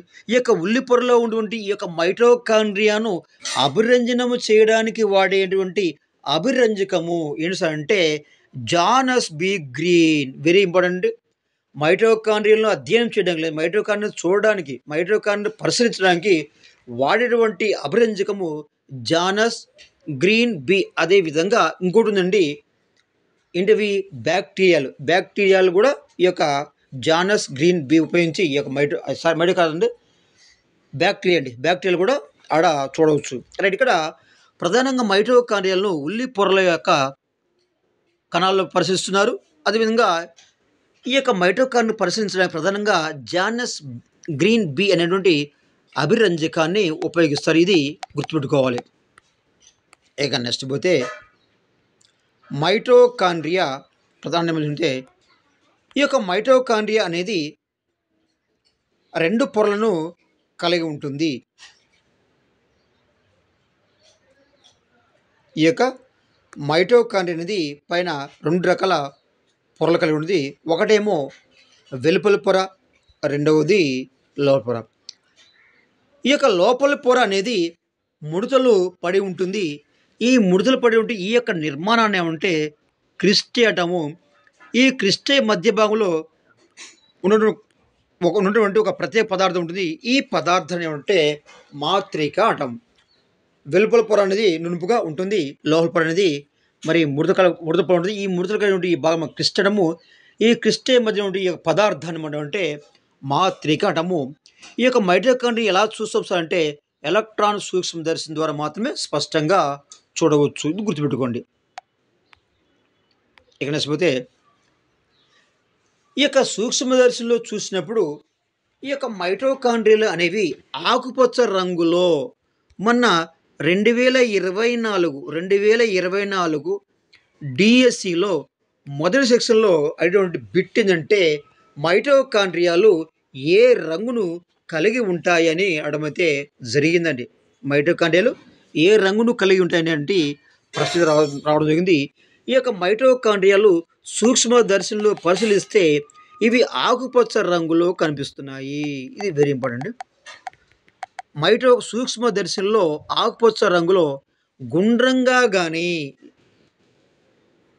పొడవుగా ఉండే రేణువులు కణద్రవ్యంలో వెదజల్లినట్లుగా కనబడతాయి ఈ యొక్క మైటోకాండ్రియాలు. మైటోకాండ్రియాలు అనేవి సూక్ష్మదర్శితో పరిశీలించినప్పుడు మరి ఆకుపచ్చ రంగులో మనకు కనబడుతాయండి. మరి ఈ యొక్క మైటోకాండ్రియాలు ఎక్కడ చూడొచ్చు అంటే పత్రాల్లో కానీ బుగ్గ కణాలు కానీ ఈ యొక్క మైటోకాండ్రియాలు మనం పరిశీలించవచ్చు. మరి మైటోకాండ్రియాని అభిరంజనం చేయడానికి జానస్ బి గ్రీన్ ఉపయోగిస్తారు. ఉల్లి పొరలో కణాల్లో మైటోకాండ్రియాను పరిశీలించవచ్చు. ఈ యొక్క మైటోకాండ్రియాలు అనేవి ఏ రంగులో ఉంటాయి అంటే ఆకుపచ్చ రంగులో ఉంటాయి. ఎలా ఉంటుంది అంటే గుండ్రంగా కానీ లేదా పొడవుగా కానీ మరి రేణువుల వలె ఎలా ఉంటుంటే కణద్రవ్యంలో వెదజల్లబడినట్లు కనబడే నిర్మాణాలే మైటోకాండ్రియా. రైట్. ఈ విధంగా ఉంటే ఈ యొక్క మైటోకాండ్రియా గురించి ఇంకొంచెం నేర్చుకుందామండి. మైటోకాండ్రియాలు గుండ్రంగా లేదా పొడవుగా ఉండే అతి చిన్న కణాంగాలు. మైటోకాండ్రియాలు గుండ్రంగా లేదా పొడవుగా ఉండే అతి చిన్న కణాంగాలు. మైటోకాండ్రియాలు 2 నుండి 8 మైక్రాన్ల పొడవు, 2 నుండి 8 మైక్రాన్ల పొడవు, 2కి 6 కలపాలండి. 2 నుండి 8 మైక్రాన్ల పొడవు, అదేవిధంగా 0.5 మైక్రాన్ల వ్యాసాన్ని కలిగి ఉంటుంది. మైటోకాండ్రియాలు అనేవి 2 నుండి 8 మైక్రాన్ల పొడవు మరి 0 నుండి 5 మైక్రాన్ల వ్యాసాన్ని కలిగి ఉంటుంది. ఇక నెక్స్ట్ పోతే కేంద్రకం కంటే 150 రెట్లు చిన్నది. ఏది చిన్నది? మైటోకాండ్రియా. అంటే ఒక కణములో కేంద్రకం చూసినట్లయితే కేంద్రకము ఎంత సైజులో ఉంటుందో ఆ కేంద్రకము కంటే కూడా ఈ యొక్క మైటోకాండ్రియాలు సుమారు 150 రెట్లు చిన్నదిగా ఉంటుంది. మరి ప్రతి కణములో కూడా మైటోకాండ్రియాలు ఉంటాయి. ప్రతి కణంలో జంతు వృక్షంలో ప్రతి కణంలో మైటోకాండ్రియాలు ఉంటాయి. అయితే ప్రతి కణంలో నుండి ఈ యొక్క మైటోకాండ్రియాలు ఒక్కొక్క కణంలో ఎన్ని ఉండొచ్చు అంటే 100 నుండి 150 కణాంగాలు ఉంటాయి. 150 మైటోకాండ్రియాలు ఉంటాయి. అంటే ప్రతి కణములో జంతు వృక్షం నుండి ఒక్కొక్క కణంలో ఈ యొక్క మైటోకాండ్రియాలు అనేవి ఎన్ని ఉండొచ్చంటే 100 నుండి 150 ఉంటాయి. ఇక్కడ ఒక చిన్న పాయింట్ చెప్తా. 100 నుండి 150 మైటోకాండ్రియాలు ఉంటాయి. రైట్. మరి హరితరేణువులు ఎన్నుంటాయంటే ఇక్కడ ఉండి స్టార్టింగ్ చివరి ఎంత ఉంటుంది 150 నుండి 150 నుండి 200 హరితరేణులు ఉంటాయి కణంలో. రైట్. అంటే 100 నుండి 150 మైటోకాండ్రియాలు ఉంటే హరితరేణువులు అనేవి 150 నుండి 200 ఉంటాయి. అది నెక్స్ట్ చెప్తా అండి. రైట్. ఇక్కడ ప్రతి కణంలో దాదాపుగా ఈ యొక్క మైటోకాండ్రియాలు ఎన్ని ఉంటాయంటే 100 నుండి 150 మైటోకాండ్రియాలు ఉంటాయి. సంయుక్త సూక్ష్మదర్శినిలో పరిశీలించినప్పుడు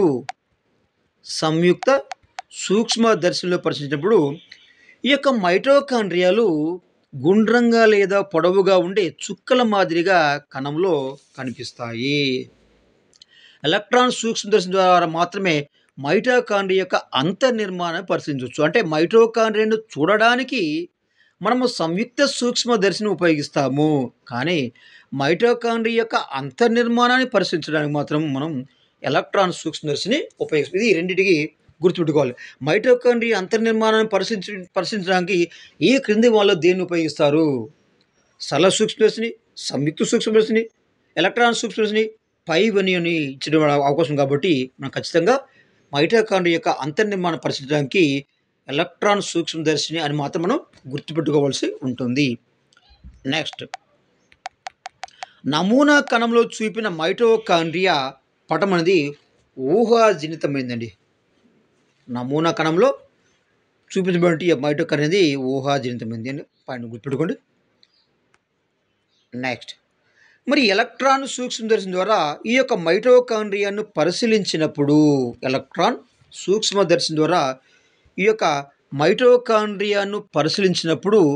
ఈ యొక్క మైటోకాండ్రియా చుట్టూ 2 త్వచాలు లేదా 2 పొరలు ఉంటాయి. మరి అంతరత్వచము అదేవిధంగా బాహ్య త్వచము. మరి అంతరత్వచము లోపల చుచ్చుకొని ముడతలు పడి మరి ఒక నిర్మాణాన్ని ఏర్పరుస్తుంది. ఈ ముడతలు పడినటువంటి ఈ యొక్క నిర్మాణాన్ని ఏర్పరుస్తుంది. ఈ నిర్మాణం మనం అంటే క్రిస్టే అంటాము.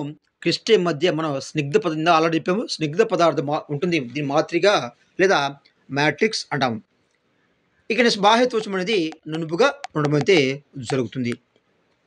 Next, very important. మరి అసలు ఎందుకు సార్ ఈ యొక్క మైటోకాండ్రియాలు వృక్ష కణంలో కానీ జంతు కణం ఉంటే ఈ యొక్క వృక్ష కణాలు దీని సార్ అంటే వృక్ష కణంలో ఉన్నటువంటి ఆ యొక్క కణానికి కానీ లేదా జంతు కణం నుండి ఆ యొక్క కణానికి కానీ అంటే జంతు కణానికి కానీ వృక్ష కణానికి కానీ కణానికి కావాల్సిన శక్తిని ఉత్పత్తి చేసే కణ శ్వాసక్రియ మైటోకాండ్రియాలో జరుగుతుంది.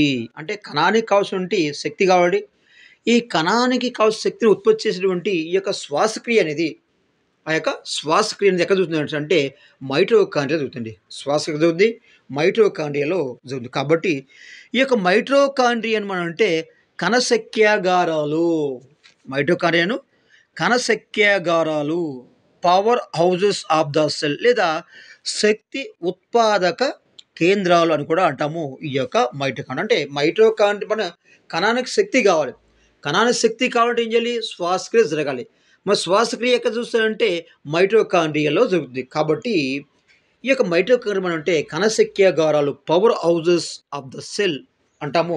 ఈ యొక్క మైటోకాండ్రియానే శక్తి ఉత్పాదక కేంద్రాలని అదేవిధంగా మరి కణశక్తి భాండాగారం ఏమంటండి కణశక్తి భాండాగారం అని కూడా ఈ యొక్క మైటోకాండ్రియాలో అనడం అయితే జరుగుతుంది. ఇది 4వ కణాంగం వంటి మైటోకాండ్రియా గురించి కథ. ఇక నెక్స్ట్ 5వ కణాంగం వచ్చేసి రైబోజోములు. ఇక్కడ రైబోజోములు అంటే మనం ఆల్రెడీ చూసామండి. కణములోని కణద్రవ్యంలో చిన్నవిగా రేణువుల రూపంలో కనబడే నిర్మాణాలను చిన్నవిగా ఎక్కడ ఉంటుంది? అంతర్జీవ ద్రవ్యజాలం పైన ఉంటాయండి ఈ యొక్క రేణువులు. ఈ యొక్క అంతర్జీవ ద్రవ్యం ఎలా ఉంటుంది? వలవలే కణద్రవ్యంలో విస్తరించి ఉంటుందని మనం చెప్పామండి. ఈ యొక్క అంతర్జీవ ద్రవ్యజాలం పైన చిన్న రేణువుల వంటి నిర్మాణాలు వాటిని మనం రైబోజోములు అంటాము. ఇక చూడండి, ఇక్కడ కణద్రవ్యంలో ఉన్నటువంటి చిన్నవిగా రేణువుల రూపంలో కనబడే నిర్మాణాలు మనం రైబోజోములు రేణువుల రూపంలో కనబడే నిర్మాణాలను రైబోజోములు అంటారు. ఈ యొక్క రైబోజోములు అనేవి ఆర్ఎన్ఏ మరియు ప్రోటీన్లతో ఏర్పడతాయి. వెరీ వెరీ ఇంపార్టెంట్ అండి. ఈ యొక్క రైబోజోములు ఎలా ఏర్పడతాయి సార్ అంటే, ఈ యొక్క రైబోజోమ్‌లోని ఆర్ఎన్ఏ, ఆర్ఎన్ఏ అంటే రైబోన్యూక్లిక్ యాసిడ్ అండి. Ribonucleic acid. ఈ యొక్క ఆర్ఎన్ఏ మరియు ప్రోటీన్లతో ఏర్పడతాయి ఈ యొక్క రైబోజోములు. ఇవి ఆర్ఎన్ఏ మరియు ప్రోటీన్లతో ఏర్పడతాయి. మరి ఈ యొక్క రైబోజోములు ప్రధానంగా 2 రకాలండి. రైబోజోమ్ ప్రధానంగా 2 రకాలు. ఒకటి 70S అదేవిధంగా 80S అండి. 70S రైబోజోములు అదేవిధంగా 80S రైబోజోములు. కొన్ని కణద్రవ్యంలో స్వేచ్ఛగా చలించే రేణువుల రూపంలో ఉంటాయి. మరికొన్ని గరుకు అంతర్జీవ ద్రవ్యజాల తలంపై రైబోజోములు కనబడతాయి. అంటే కొన్ని రేణువులేమో ఈ యొక్క కణద్రవ్యంలో స్వేచ్ఛగా కదులుతూ ఉంటే, మరికొన్ని రైబోజోములు ఏమవుతుందంటే అంతర్జీవ ద్రవ్యజాలం పైన, అంటే గరుకు అంతర్జీవ ద్రవ్యజాలం పైన కనబడదు. గరుకు అంతర్జీవం అంటే అంతర్జీవ ద్రవ్యజాలం పైన ఈ యొక్క రైబోజోములు ఉంటుంది. మనం గరుకు అంతర్జీవ ద్రవ్యజాలం అంటాము. ఈ విధంగా అంతర్జీవ ద్రవ్యజాలం తలంపైన ఈ యొక్క రైబోజోములు అనేవి కనబడే. కొన్ని రైబోజోములేమో ఈ యొక్క కణద్రవ్యంలో తేలియాడుతుంటాయి. మరికొన్ని రైబోజోములేమో మరి ఆ యొక్క అంతర్జీవ ద్రవ్యజాలం పైన ఉండి మరి ఉండడం అయితే జరుగుతుంది. రైట్. ఈ యొక్క రైబోజోముల యొక్క ప్రధాన విధి ఏంటి సార్ అంటే, ఈ యొక్క రైబోజోములలో ప్రధానంగా ప్రోటీన్ సంశ్లేషణ జరుగుతుంది. ఈ యొక్క రైబోజోముల యొక్క ప్రధాన విధి అంటే ప్రోటీన్ సంశ్లేషణ, అదేవిధంగా ఈ యొక్క రైబోజోములలో మరి ప్రోటీన్ల సంశ్లేషణ అనేది జరుగుతుంది. ఇక నెక్స్ట్ 6వది ప్లాస్టిడ్స్. ప్లాస్టిడ్లు మనం తెలుగులో ఏమంటామంటే వర్ణ రేణువులు అంటాము. ప్లాస్టిడ్స్ అంటే వర్ణ రేణువులు అంటుంది. రైట్. ఈ విధంగా ఉంటే ఈ యొక్క వర్ణ రేణువులు కూడా రకరకాల మరి కొన్ని రకాలైతే ఉన్నాయి. మరి రియోపత్రంలో ఆకుపచ్చ రంగు నుండి ఈ యొక్క ప్లాస్టిడ్లను మనము గుర్తించవచ్చు. అంటే రియోపత్రంలో మనం ప్రధానంగా ఏం చూడవచ్చు అంటే ఆకుపచ్చ రంగు నుండి ఈ యొక్క ప్లాస్టిడ్ని మనము చూడవచ్చు. ఎలా చూడవచ్చు అంటే, ఈ యొక్క రియోపత్రం యొక్క పొరని తీసుకొని ఈ యొక్క పొరని మన సూక్ష్మదర్శిని సహాయంతో మనము చూసినట్లయితే ఈ యొక్క పొరలో మరి లోపల భాగంలో ఆకుపచ్చ ఉన్నటువంటి చిన్న చిన్న రేణువులు మనకి కనబడతాయి. ఈ యొక్క ఆకుపచ్చ ఉన్న ఈ చిన్న చిన్న రేణువులు మనము హరిత రేణువులు లేదా క్లోరోఫిల్స్ అంటాం. హరిత రేణువులు లేదా వీటిని మనము ఆకుపచ్చ రేణువులు అంటాము. ఈ యొక్క హరిత రేణువులు అనేవి మనం ఎక్కడ చూస్తామంటే రియో పత్రం చూడడం అయితే జరుగుతుంది. మరి ఈ విధంగా ఉంటే ఈ యొక్క హరిత రేణువులు చూసినట్టే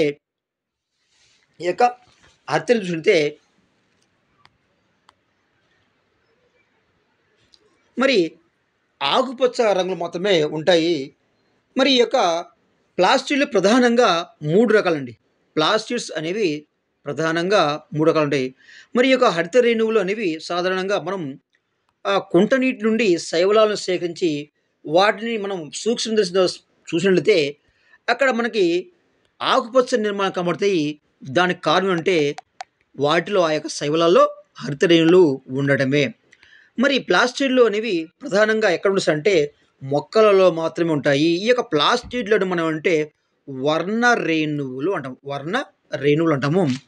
ఈ యొక్క ప్లాస్టిడ్స్ లేదా ఈ యొక్క వర్ణ రేణువులు అనేవి ఎక్కడ ఉంటాయంటే మొక్కలలో మాత్రమే ఉంటాయి, జంతువులలో ఉండవు. మరి ఈ విధంగా ఉంటే ఈ యొక్క ప్లాస్టిడ్స్ అనేవి ప్రధానంగా 3 రకాలు. ప్లాస్టిడ్లు అనేవి వర్ణ రేణువులు 3 రకాలు. ఒకటేమో క్రోమోప్లాస్ట్లు, 2 ల్యూకోప్లాస్ట్లు, 3 క్లోరోప్లాస్ట్లు. క్రోమో అనగా వర్ణము. క్రోమో మీన్స్ వర్ణం అంటే వర్ణ రేణువులు అండి. క్రోమోప్లాస్ట్ అంటే వర్ణ రేణువులు అంటాము. ఈ క్రోమోప్లాస్ట్ అనేవి వివిధ రంగులలో ఉంటాయి. ఇక క్రోమోప్లాస్ట్ అనేవి వివిధ రంగులు ఉంటాయి. నెక్స్ట్ ల్యూకోప్లాస్ట్లు అంటే రంగు లేనివి. ఇవి వర్ణరహితంగా ఉంటాయండి. రంగు లేనివి వర్ణరహితంగా ఉంటే ప్లాస్టిడ్ మనం అంటే ల్యూకోప్లాస్ట్ అంటాము. మరి వివిధ రంగులు ఉన్నటువంటి క్రోమోప్లాస్ట్ మనం వివిధ రంగులు ఉన్నటువంటి ప్లాస్టిక్లు మనం క్రోమోప్లాస్టము. మూడవది క్లోరోప్లాస్ట్‌లని. మూడోది ఏంటంటే క్లోరోప్లాస్ట్. ఈ యొక్క క్లోరోప్లాస్ట్ అనేవి ఆకుపచ్చగా ఉంటాయండి. క్లోరోప్లాస్ట్‌లు అనేవి ఆకుపచ్చగా ఉంటాయి. ఈ విధంగా ఉంటే ఈ యొక్క క్లోరోప్లాస్ట్‌ని మనం అంటే మరి హరిత రేణువులు, హరిత రేణువులు అంటాము. ఈ యొక్క క్లోరోప్లాస్ట్ లేదా ఈ యొక్క హరిత రేణువులు అనేవి వివిధ ఆకారాల్లో ఉంటాయండి. నిమ్న స్థాయి జీవులైనటువంటి శైవలాల్లో ఈ యొక్క క్లోరోప్లాస్ట్‌లు అనేవి గిన్నె ఆకృతిలోను, నిచ్చెన ఆకృతిలోను, అదేవిధంగా నక్షత్ర ఆకారంలోను వివిధ ఆకారాలు ఉండటం అయితే జరుగుతుంది. ఇది మనకి ఇంటర్మీడియేట్‌లో వస్తది. అక్కడ చూద్దాం. నెక్స్ట్ ఇక్కడ ఉన్నటువంటి ఇక క్లోరోప్లాస్ట్‌లు అనేవి వివిధ ఆకారాల్లో ఉంటాయి. మరి కొన్ని రకాల మరి హరిత రేణువులు లేదా క్లోరోప్లాస్ట్‌లు అనేవి గుండ్రంగా ఉంటాయండి. అంటే కొన్ని రకాల క్లోరోప్లాస్ట్ లేదా హరిత రేణువులు అనేవి గుండ్రంగా ఉంటాయి. మరికొన్ని హరిత రేణువులు అనేవి అండాకారంగా ఉంటాయండి. కొన్నేమో గుండ్రంగా ఉంటాయి, కొన్నేమో అండాకారంగా ఉంటాయి. శైవలాల్లో ఈ యొక్క హరిత రేణువులు అనేవి నిచ్చెన ఆకారంలో గాని, నక్షత్ర ఆకారంలో గాని, సర్పిల ఆకారంలో గాని, లేదా జాలాకారంలో అనేది లేదా గిన్నె వంటి ఆకారం ఎక్కడొస్తదంటే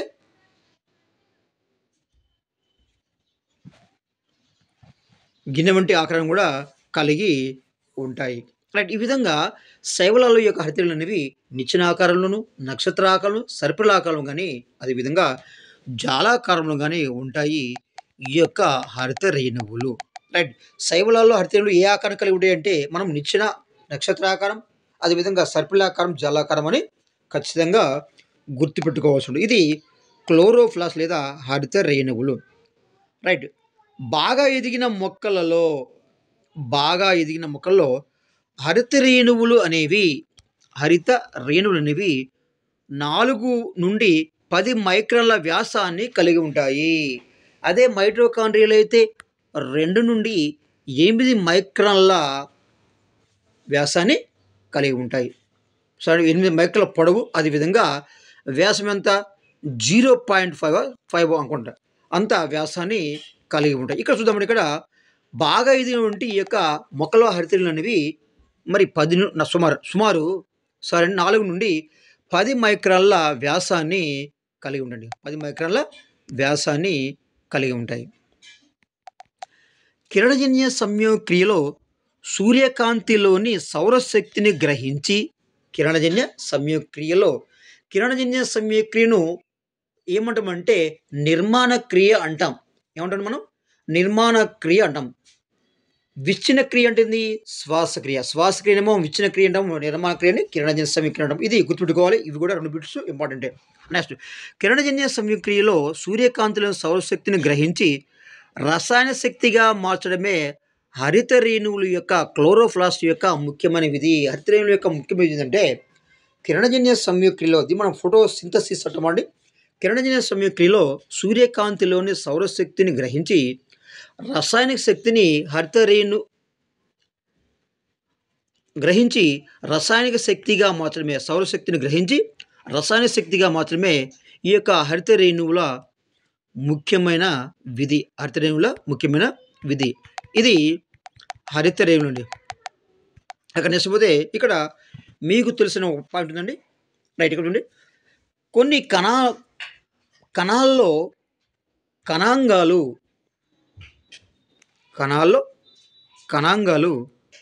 అధిక సంఖ్యలో ఉంటాయి.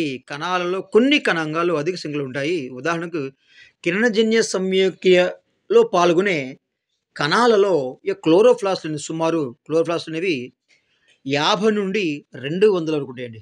50-200 వరకు ఈ యొక్క క్లోరోప్లాస్ట్ ఉంటాయి.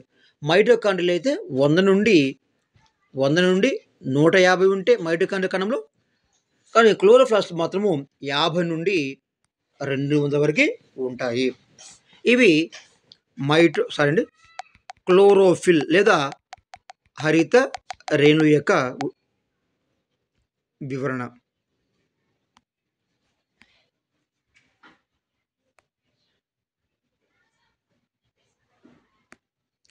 నెక్స్ట్ నెక్స్ట్ పోతే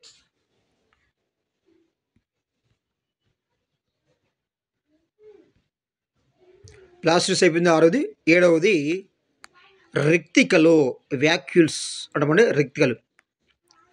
ఈ యొక్క రిక్తికలను పరిశీలించడానికి ప్రధానంగా ఎడారి మొక్కలైనటువంటి కాక్టస్ వంటి రసభరిత మొక్క కాండం లేదా కలబంద పత్రాన్ని తీసుకొని మనం రిక్తికలను పరిశీలించవచ్చు. అంటే రిక్తికలను పరిశీలించడానికి మరి ఏ పత్రాన్ని ఉపయోగిస్తారు అని అడిగితే మనం ఏంటంటే కాక్టస్ లేదా కలబంద పత్రం మనం ఖచ్చితంగా గుర్తుపెట్టుకోవాల్సి ఉంటుంది. ఎందుకంటే వీటిలో రిక్తికను పరిశీలించడానికి చాలా అనువుగా ఉంటుంది. మరి ఈ యొక్క కాక్టస్ కానీ అదేవిధంగా కాక్టస్ వంటి ఏదో రసభరిత మొక్క కాండం లేదా కలబంద పత్రాన్ని తీసుకొని కాండం నుండి పల్చటి భాగాన్ని తీసుకొని నీరు ఉన్నటువంటి వాచు గ్లాసులో ఉంచాలి. ఈ వాచు గ్లాసు ఉంచిన తర్వాత దీనికి సజల సాఫ్ట్వేర్తో రంజనం చేయాలి. ఈ యొక్క భాగాన్ని అంటే కాండం నుండి తీసుకుని ఈ యొక్క పల్చని భాగానికి సజల సాఫ్ట్వేర్తో రంజనం చేసి దీన్ని మనము స్లైడ్ పైన మనం పరిశీలించినట్లయితే మనకి ఆ యొక్క భాగంలో పెద్ద పెద్ద ఖాళీ ప్రదేశాలు మనము చూడవచ్చండి. ఈ విధంగా కనబడేటువంటి ఈ యొక్క పెద్ద పెద్ద ఖాళీ ప్రదేశాలని మనము రిక్తికలు లేదా వ్యాక్యూల్స్ అంటాము. మరి ఇవి రసభరితంగా ఉండే సంచులు వంటి నిర్మాణాలు. ఈ యొక్క రిక్తికలు అనేవి రసభరితంగా ఉండే సంచుల వంటి నిర్మాణాలను ఏమంటామంటే మనము రిక్తికలు అంటాం. ఈ యొక్క రిక్తికలు కాక్టస్ అదేవిధంగా కలబంద మొక్కల్లో మనం స్పష్టంగా చూడవచ్చు. రైట్. ఇవి మరి ఆ విధంగా మనం సూక్ష్మదర్శనంలో చూసినప్పుడు సజల సాఫ్ట్వేర్తో ఆ యొక్క కాండ భాగాన్ని మనము రంజనం చేసి సూక్ష్మం చూసినప్పుడు దాంట్లో మనకి పెద్ద పెద్ద ఖాళీ ప్రదేశాలు కనబడతాయి. ఈ పెద్ద పెద్ద ఖాళీ ప్రదేశం మనం రిక్తికలు అంటాము. ఇవి రసభరితంగా ఉండే సంచుల వంటి నిర్మాణాలు. ఇక ప్రధానమైన ఒక భాగం ఉంటుంది ఇక్కడ, వెరీ వెరీ ఇంపార్టెంట్. చూద్దాం మనం. జంతు కణాల్లో రిక్తికలు చిన్నవిగా ఉంటాయి. Very important. జంతు కణాల్లో రిక్తికలు చిన్నవిగా ఉంటాయి. వృక్ష కణాల్లో పెద్దవిగా ఉంటాయి. గుర్తుపెట్టుకోవాలి. రిక్తికలు ఎక్కడ చిన్నవిగా ఉంటాయి అంటే జంతువులు. వృక్ష కణాలు ఎక్కడ పెద్దగా ఉంటాయి అంటే వృక్ష కణాలు. జంతు కణాల్లో రిక్తికలు చిన్నవిగా ఉంటాయి. జంతు కణాల్లో రిక్తికలు చిన్నవిగా ఉంటాయి. వృక్ష కణాల్లో పెద్దవిగా ఉంటాయి. పరిణతి చెందిన మొక్క కణాల్లో రిక్తికలు అనేవి మొత్తం స్థలాన్ని ఆక్రమిస్తాయి. పరిణతి చెందిన మొక్క కణాల్లో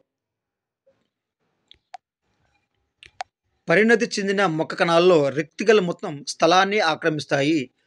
ఇవి కణములో కుడ్య పీడనాన్ని నియంత్రిస్తాయి. ఈ యొక్క రిక్తికలు అనేవి కణములో కుడ్య పీడనాన్ని నియంత్రిస్తాయి. వ్యర్థ పదార్థాలను బయటకు పంపుతాయి. కణంలో ఉండే ఈ యొక్క రిక్తికల యొక్క ప్రధాన పని ఏంటంటే కుడ్య పీడనాన్ని నియంత్రిస్తాయి ఒకటి. రెండవది వ్యర్థ పదార్థాలను బయటకు పంపిస్తాయి. కణములో ఉన్నటువంటి వ్యర్థ పదార్థాలను బయటకు పంపించినటువంటి కణాంగం అని అడిగితే మనం రిక్తికలు అని మనం గుర్తుపెట్టుకోవాలి. మరి కణములో కుడ్య పీడనాన్ని నియంత్రించినటువంటి కణాంగం అంటే మనము రిక్తికలని గుర్తుపెట్టుకోవాలి. ఇవి రిక్తికలు. ఇక చివరికి వచ్చామండి.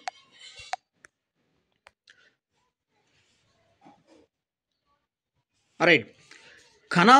కణాన్ని సూక్ష్మదర్శినిలో పరిశీలించినప్పుడు దాని ప్రతిబింబం బల్లపరుపుగా ఉన్నట్లు మరియు ద్విమితీయంగా ఉన్నట్లు కనబడుతుంది. కణాన్ని సూక్ష్మదర్శినిలో పరిశీలించినప్పుడు ఎలా కనబడుతుంది అంటే బల్లపరుపుగా ఉన్నట్లు, ద్విమితీయంగా ఉన్నట్లు కనబడుతుంది. అదేవిధంగా కణములో కణాంగాలన్నీ ఒకే తలంలో అమరి ఉన్నట్లు కనిపిస్తుంది.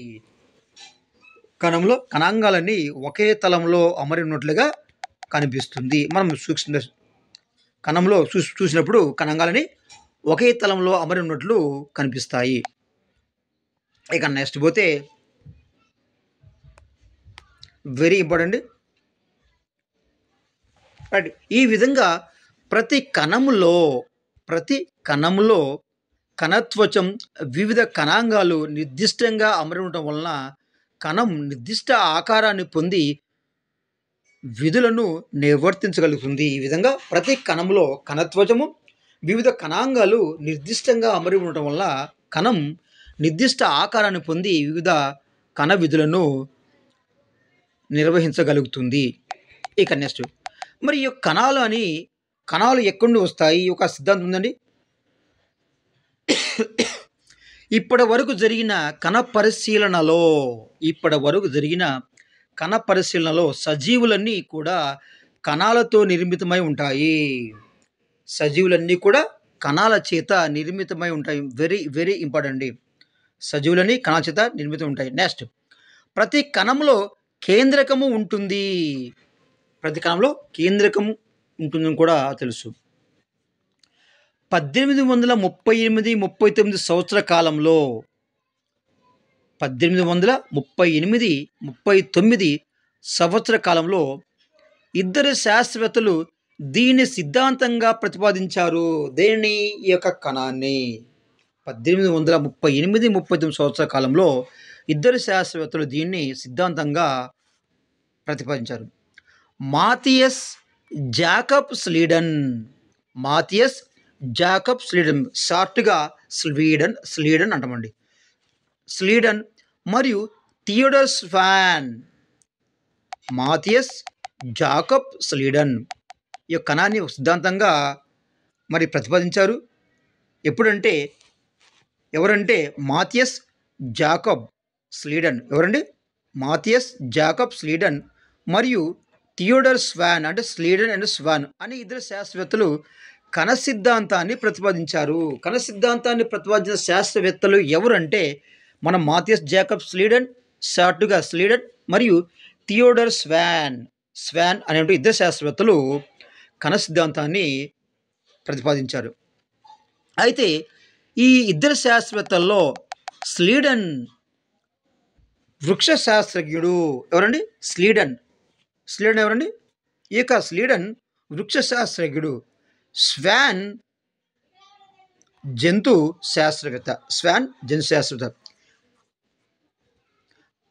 అప్పటి వరకు కొంతమంది శాస్త్రవేత్తలు ఎప్పటి వరకు ఈ యొక్క థియోడర్ స్వాన్ అదేవిధంగా స్లీడన్ అండ్ స్వాన్లు కణ సిద్ధాంతాన్ని ప్రతిపాదించక మునుపు అప్పటి వరకు కొంతమంది శాస్త్రవేత్తలు అన్ని సజీవులలో కణాలచే నిర్మింపబడి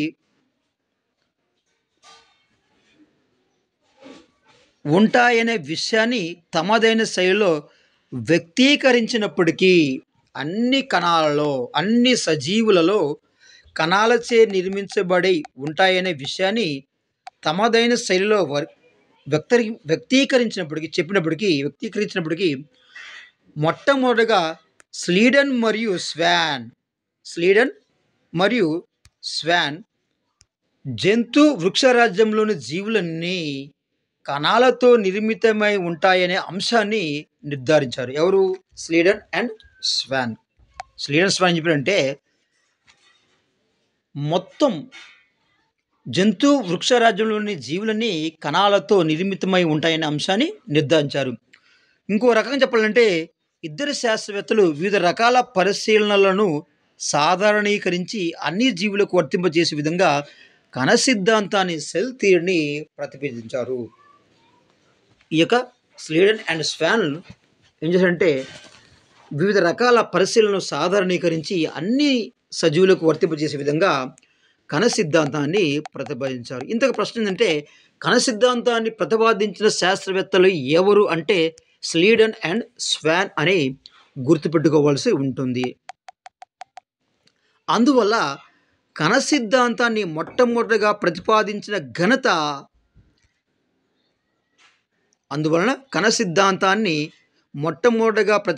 ఘనత వీరిద్దరికి దక్కుతుంది. ఎవరిద్దరికి? స్లీడన్ అండ్ స్వాన్కి దక్కుతుంది. రాబర్ట్ హుక్ మొదటగా కణాన్ని పరిశీలించిన తరువాత 200 సంవత్సరాల విరామం అనంతరం కణ సిద్ధాంతం ప్రతిపాదించబడింది. రాబర్ట్ హుక్ అనే శాస్త్రవేత్త కణాన్ని పరిశీలించిన తర్వాత సుమారు 200 సంవత్సరాల విరామం అనంతరం ఈ యొక్క కణ సిద్ధాంతం అనేది ప్రతిపాదించబడింది. అంటే కణము కనుగొన్న 200 సంవత్సరాలకు గాని ఈ యొక్క కణ సిద్ధాంతం అనేది 200 సంవత్సరాలకు ఈ యొక్క కణ సిద్ధాంతం అనేది ప్రతిపాదించబడింది. ఇది గుర్తుపెట్టుకోవాలి. కణాన్ని కనుగొన్న తర్వాత కణ సిద్ధాంతాన్ని ప్రతిపాదించడానికి ఎన్ని సంవత్సరాలు సమయం పట్టింది? 100 సంవత్సరాలు, 200 సంవత్సరాలు, 300 సంవత్సరాలు, 400 సంవత్సరాలు అంటే సరైన ఆన్సరు 200 సంవత్సరాలుగా మనం గుర్తుపెట్టుకోవాల్సి ఉంటుంది. రైట్. ఇది కణ సిద్ధాంతం స్లీడెన్ అండ్ స్వాన్. ఇక నెక్స్ట్ పోతే కణ సిద్ధాంతాన్ని స్లీడెన్ మరియు స్వాన్ ప్రతిపాదించారు. కానీ ఈ సిద్ధాంతం ప్రకారం కొత్త కణాలు ఎలా ఏర్పడతాయో వివరించలేదు. కణ సిద్ధాంతాన్ని స్లీడెన్, స్వాన్ ప్రతిపాదించారు. కానీ ఈ సిద్ధాంతం ప్రకారం, ఈ కణ సిద్ధాంతం ప్రకారము కొత్త కణాలు అనేవి ఎలా ఏర్పడతాయో వీరైతే వివరించలేదు. ఆ తర్వాత 1855 సంవత్సరంలో రుడల్ఫ్ విర్కోవ్ 1855 సంవత్సరంలో రుడల్ఫ్ విర్కోవ్ మొట్టమొదటిగా కణాలు విభజన చెంది కొత్త కణాలు అనేవి పాత కణాల నుండి ఏర్పడతాయని వివరించాడు. అంటే స్లీడెన్, స్వాన్లు కణ సిద్ధాంతం ప్రతిపాదించారు కానీ కొత్త కణాలు అనేవి ఎలా ఏర్పడి చెప్పలేదు. అయితే 1850 సంవత్సరంలో ఈ యొక్క రుడాల్ఫ్ విర్కోవ్ మొట్టమొదటిగా కణ విభజన చెంది ఇక కొత్త కణాలు అనేవి పాత కణాల నుండి ఏర్పడతాయని వివరించారు. ఎవరు? ఈ యొక్క రుడాల్ఫ్ విర్కోవ్.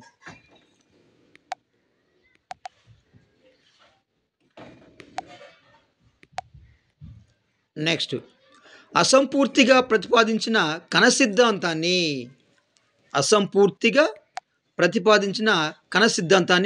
స్లీడెన్, స్వాన్ ఆధునీకరించి ప్రస్తుత కణ సిద్ధాంతాన్ని రూపొందించండి.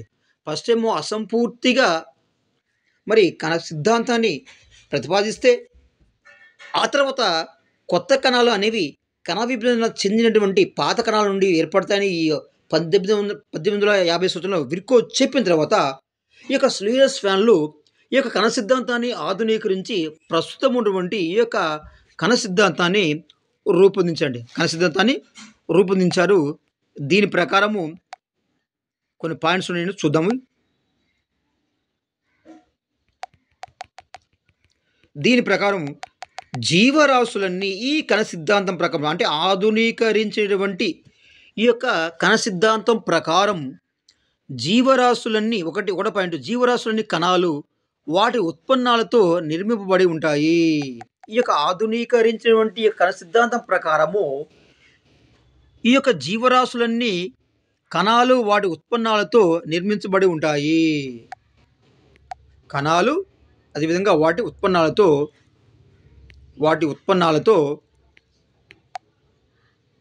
నిర్మించబడి ఉంటాయి. 2, కణాలన్నీ ముందు తరం కణాల నుంచే ఏర్పడతాయి.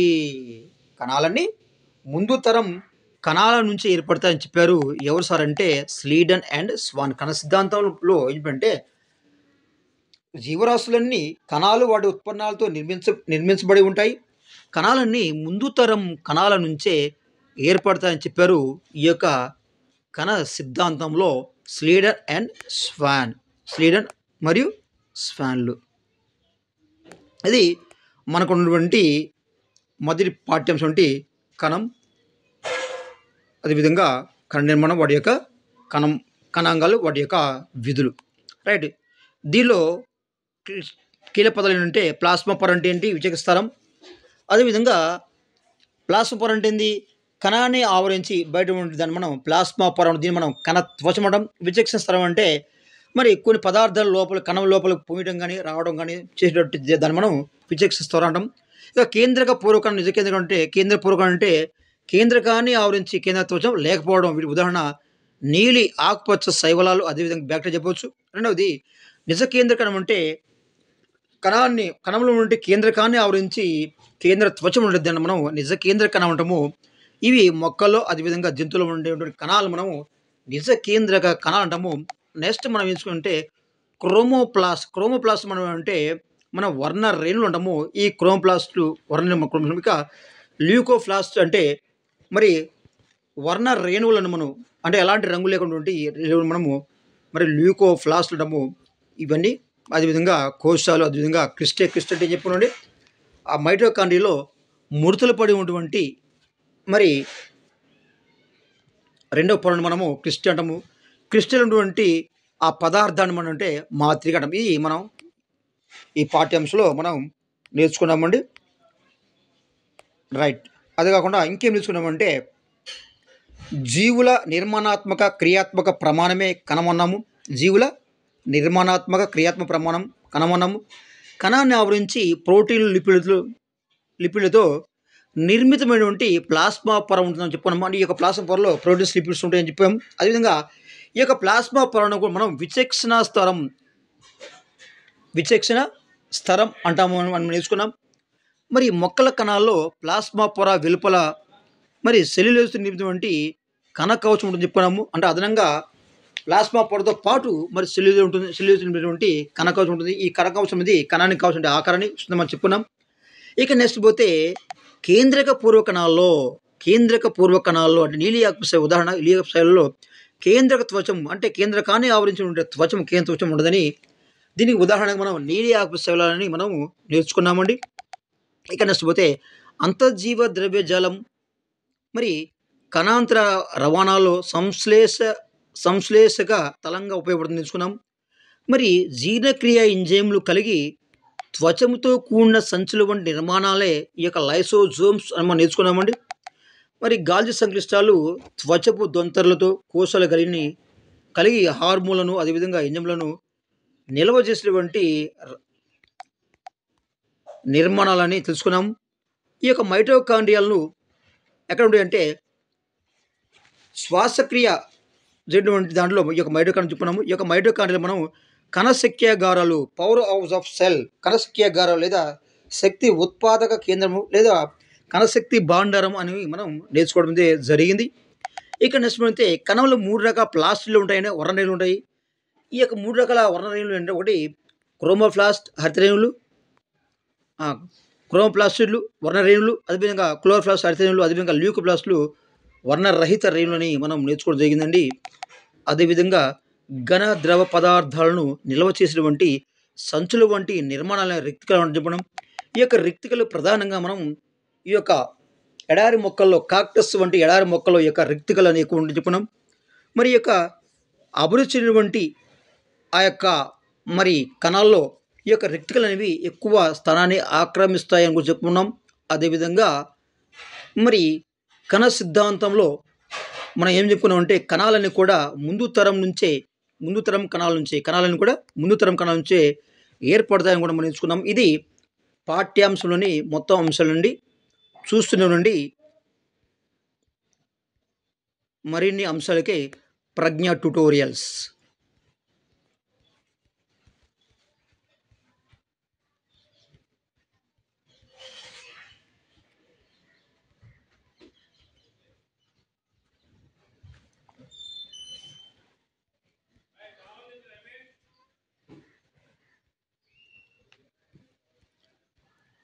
రైట్. ప్రతిసారి అయితే ఈ యొక్క పాఠ్యాంశం బిట్స్ వస్తాయండి. తప్పనిసరిగా ఈ యొక్క వీడియో మొత్తాన్ని చూసే ప్రయత్నం అయితే చేయండి. కణం నిర్మాణం మరియు విధులు.